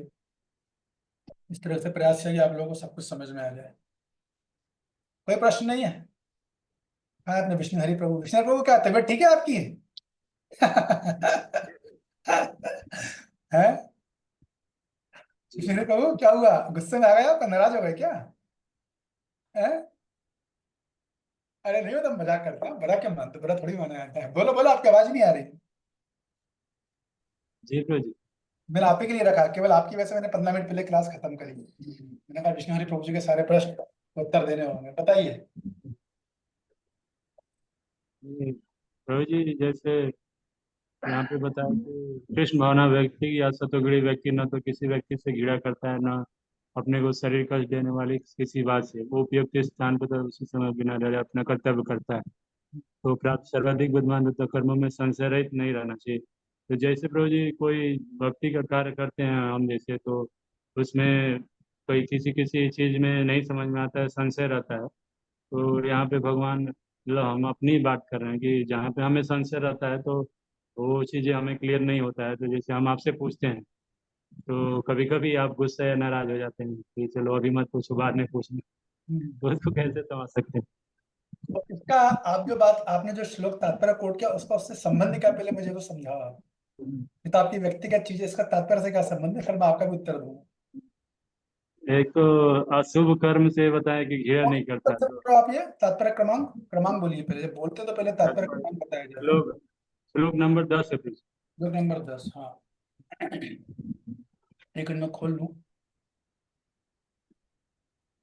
हाँ, तो आपका प्रश्न का प्रश्न पूछते हैं, तो देखिए ऐसा होता है, इसमें दो तीन उत्तर। पहली चीज क्या है कि हर एक शिक्षक, ललित कृष्ण को म्यूट की unmute। तो हर एक शिक्षक की अपनी पढ़ाने की अपनी शैली होती है, ठीक है। कोई बीच बीच में क्वेश्चन लेके पढ़ाते हैं, कोई शुरू में क्वेश्चन ले लेते हैं, कोई आखिरी में ले लेते हैं। तो जब हम छात्र की स्थिति में होती है, जैसे मैं भी जब छात्र होता हूँ तो मैं शिक्षक की शैली को देखता हूँ कि वो शैली किस तरह की पढ़ा रहे हैं। और अगर हमें अच्छे से समझना है तो हमारा कर्तव्य ये बनता है, छात्र होने के नाते हम शैली की, जो जिस शैली से वो पढ़ा रहा है उस हिसाब से हम चले, ना कि जिस तरीके से मुझे समझना है वैसे मैं टीचर को लेके चलूं, उसमें कभी समझ में नहीं आएगा। तो जो वह शैली पढ़ा रहे हैं वो चलाते हैं। मेरी जनरली शैली ऐसी होती है कि मैं क्वेश्चन आंसर आखिरी में ही लेता हूँ। तो उसका रीजन है, मोस्ट ऑफ द टाइम मेरे प्रश्न जब मैं बोलता हूँ तो इस तरीके से बोलता हूँ या बोलने की कोशिश करता हूँ कि अगर व्यक्ति ध्यान से सुन रहा है, अगर वो व्यक्ति ध्यान से सुन रहा है, धैर्य पूर्वक सुन रहा है, उसके मन में जितने प्रश्न आ रहे हैं उसके उत्तर ऑटोमेटिक होते चले जाते हैं। जैसे आपको उदाहरण देता हूँ, अभी मैंने कुछ दिन पहले VIH में क्लास दी, मेरे को माता जी ने फोन करके बुलाया था, मैंने क्लास दिया। और मुझसे बोला गया था कि आप जो है 45 मिनट क्लास देंगे और 15 मिनट जो है आप क्वेश्चन आंसर रखेंगे, ठीक है। मैंने बोला ठीक है माता जी। जब मैं क्लास देने गया तो क्लास किसी काम बस 5 मिनट लेट चालू हुई, क्योंकि उनका प्रोजेक्टर काम नहीं कर रहा था, मेरे को प्रोजेक्शन देना था, PPT। जब मैंने क्लास करी तो मैंने क्लास पूरी 9 बजे तक एंड करी, जानबूझ के मैंने क्लास में क्वेश्चन आंसर का टाइम नहीं दिया। और जब 9 बज गए तब मैंने बोला यानी किसी का कोई प्रश्न है क्या, तो आप विश्वास नहीं करोगे, एक का भी हाथ नहीं उठा। और फिर उनमें से एक ने हाथ उठाया, बोला, मैं बोला बोलिए। तो बोला प्रभु जी आप जब बोल रहे थे तो हमारे मन में तरह तरह के प्रश्न आ रहे थे, लेकिन हमने देखा कि आप सारे प्रश्नों को उत्तर दिए जा रहे थे, एक के बाद एक हमें प्रश्न आ रहे थे, आप उत्तर भी दिए जा रहे थे, क्योंकि उनको सारे उन्होंने धैर्यपूर्वक सुना, ध्यानपूर्वक सुना। एक्चुअली सही प्रश्न वही पूछ सकता है जिसने ठीक से सुना होगा। जब हम ठीक से सुन ही नहीं पा रहे तो हमारे प्रश्न का कोई औचित्य नहीं है ना, उटपटांग प्रश्न है हमारे, तो उस पर सुनना पड़ेगा। अभी भी आप अपना प्रश्न ठीक से नहीं पूछ पाए, रिलेटेबल नहीं है, मगर कोई बात नहीं, मैं समझता हूँ, मैं आपको ये मत सोचिए डिस्करेज कर रहा हूँ, ये नहीं कर रहा हूँ। आपको प्रश्न पूछना चाहिए, लेकिन बीच में बोलने से एक तो ये धैर्यपूर्वक सुनेंगे तो प्रश्न के उत्तर ऑटोमेटिक मिलते चलते हैं। एक बात, ये उत्तर समझ में आ गया आपको ये वाला? जी ब्रो जी। अब दूसरा उत्तर सुनिए। देखिए क्या होता है कि जब फ्लो चलता है टीचर का और हम बीच बीच में प्रश्न पूछ रहे हैं, तो जो बहुत सारी शिक्षक चीजें में देना चाहता है, ज्ञानवर्धक चीजें, वो सारी मिस हो जाती है, क्योंकि हमारे प्रश्न से उसका माइंड डिस्टर्ब हो गया है, उसका माइंड डाइवर्ट हो गया है। तो वो उसमें क्या हुआ कि मेरा नुकसान तो हुआ ही हुआ, साथ में क्लास में जितने लोगों ने सबका नुकसान हो गया है। तो जब हम प्रश्न पूछते हैं तो प्रश्न पूछने का मतलब ये होता है कि मैं समय ले रहा हूँ, मेरे साथ 15-20 भाई लोग और मेरे बैठे हुए हैं, तो मुझे उन सब का भी सम्मान करना है। सबको मेरी बातें ऐसी होनी चाहिए, मेरे व्यक्तिगत प्रश्न तो अलग पूछ लेना चाहिए क्योंकि उसमें सब लोग इन्वॉल्व नहीं। लेकिन ये कॉमन प्रश्न जो हम सोच रहे हैं समझ में नहीं आ रहा, तो हमें इस तरीके से पूछना चाहिए कि भाई दूसरे लोगों को भी समय लग रहा है, वहां पर वो भी इन्वेस्ट करके आए, वो भी अपना समय निकाल कर आए, वो भी बिजी है, कोई फ्री थोड़ी होता होता तो कोई है नहीं। भक्ति में तो सब भक्त बिजी रहते हैं, उनको भी भूख लगती है, सबकी अपनी जरूरतें हैं। तो अगर आप अपने बारे में सोच रहे हो उसका मतलब ये है कि हम भक्तों को मान सम्मान इतना अच्छा नहीं दे पा रहे, अज्ञानता की वजह से, जानबूझ के नहीं लेकिन अज्ञानता की वजह से। तो हम जब प्रश्न पूछते हैं तो पहले प्रश्न इस तरह का ध्यान रखना चाहिए कि सब भक्तों के हित में हो। तीसरी बात और सबसे महत्वपूर्ण, जब प्रश्न पूछें तो हमें अपने प्रश्न को फ्रेम करना आना चाहिए। इससे जो वरिष्ठ भक्त होते हैं वो प्रश्न पूछते हैं तो वो घंटों बोलते नहीं है कि एक बोलना चालू किया, उनको पता है कि मैं इतनी बातें बोलूंगा तो सामने वाले के 5-10 मिनट, ऑडियंस से 10 मिनट ले लिए मैंने, इतने में दूसरे को अच्छी चीजें डिस्कशन निकल जाएगा। तो अपने प्रश्न को 1 या 2 लाइन में रख देते हैं। जैसे मैं जब प्रश्न पूछता हूँ तो मेरा प्रश्न कभी भी 1 लाइन तो मतलब ज्यादा हो गया, कुछ शब्दों में प्रश्न पूछ लेता हूँ मैं अपना। क्यों? क्योंकि मेरे मन में भाव रहा था बाकी मेरे भाई लोग वहां बैठे हैं, बाकी भक्त लोग, उनका समय व्यर्थ ना जाए। तो प्रश्न पूछना बहुत अच्छी बात है, लेकिन उससे अच्छी बात है कि हमें प्रश्न पूछना, प्रश्न रखना आना चाहिए कि मैं किस तरीके से प्रश्न रखूं, कम से कम शब्दों में, कि टीचर भी समझ जाए और साथ के जो लोग बैठे सब समझ जाए कि मैं क्या पूछ रहा हूँ। तो वो चीजें अभ्यास से आती हैं, समय की परिपक्वता से आती है, वो तुरंत नहीं आएंगी, उसमें समय लगता है। लेकिन अभी फिलहाल हमको इस सिद्धांत समझ लेना चाहिए। जैसे आपने गीता पढ़ी होगी ना, तद्विधि परिपाशेन परिप्रश्नेन सेवया, चौथे अध्याय का 34वां श्लोक, उसमें परिप्रश्न पे बहुत बड़ी बातें मैंने बोली कि कैसे प्रश्न पूछना चाहिए। तो प्रश्न एक्चुअल में वही पूछ सकता है सही जिसने ढंग से सुना है एक्चुअल में। इसका मतलब नहीं प्रश्न नहीं पूछना, अगर नहीं समझ में आया तो बोलना चाहिए, प्रभु जी को समझ में नहीं आया, दोबारा बोल दीजिए। तो ये सब बातें हैं। तो प्रश्न पूछना आपका गलत नहीं है, और मेरा ये कहना कि आखिरी में बताना चाहिए वो भी गलत नहीं है, क्योंकि तुरंत बताने में मैं ऑलरेडी ऐसा प्रयास करता हूँ कि उत्तर लोगों को मिलते रहे। तो सबकी अपनी शैली होती है। जब हम छात्र होते हैं, सभी मैं शिक्षक हूँ, मैं छात्र बन जाऊंगा शाम को, तो मैं फिर शिक्षक के मूड के हिसाब से चलूंगा, तभी एक्चुअली मैं समझ में आएगा, और तभी एक्चुअली परंपरा की कृपा फ्लो होगी। ठीक है, मिल गया उत्तर आपको? जी प्रभु जी, इसमें एक प्रश्न है, निशोधन और एक नरसादूर का मतलब क्या था? हाँ, वो मेरे को देख के बताना पड़ेगा, वो मेरे को चेक करना पड़ेगा। मेरे को ये, मैं जब पढ़ रहा था मेरे को ध्यान आया था, वो अर्जुन को जो है संबोधित किया गया है। तो कल आप मुझे याद दिलाना, हो सका तो मैं आपको बताऊंगा देख के। आप में से कोई भक्त अगर देखिए बताएंगे भगवान ने उस शब्द से अर्जुन को क्यों जो है संबोधित किया है, तो मुझे चेक करना पड़ेगा। ठीक है, जी प्रभु जी। तो आपको प्रश्न शिकायत दूर हो गई आपकी कि नहीं हुई? बात समझ में आई? जी प्रभु जी, बस थोड़ा ये डाउट था कि जैसे हम अशुभ, जैसे हम लोग भक्ति में रहते हैं तो हमारे लिए अशुभ कर्म में जैसे हम लोग क्या क्या चीज़ों को अशुभ मान सकते हैं और शुभ मान सकते हैं, और जैसे ये बोले ना कि किसी कर्म के विषय में कोई संशय नहीं रहता, तो हम जैसे किसी किसी चीज़ों में संशय रखते हैं तो हमें उस चीज़ों में संशय नहीं रखना चाहिए। इस चीज़ को थोड़ा सा आप क्लियर कर सकते हैं? तो प्रश्न क्या है आपका?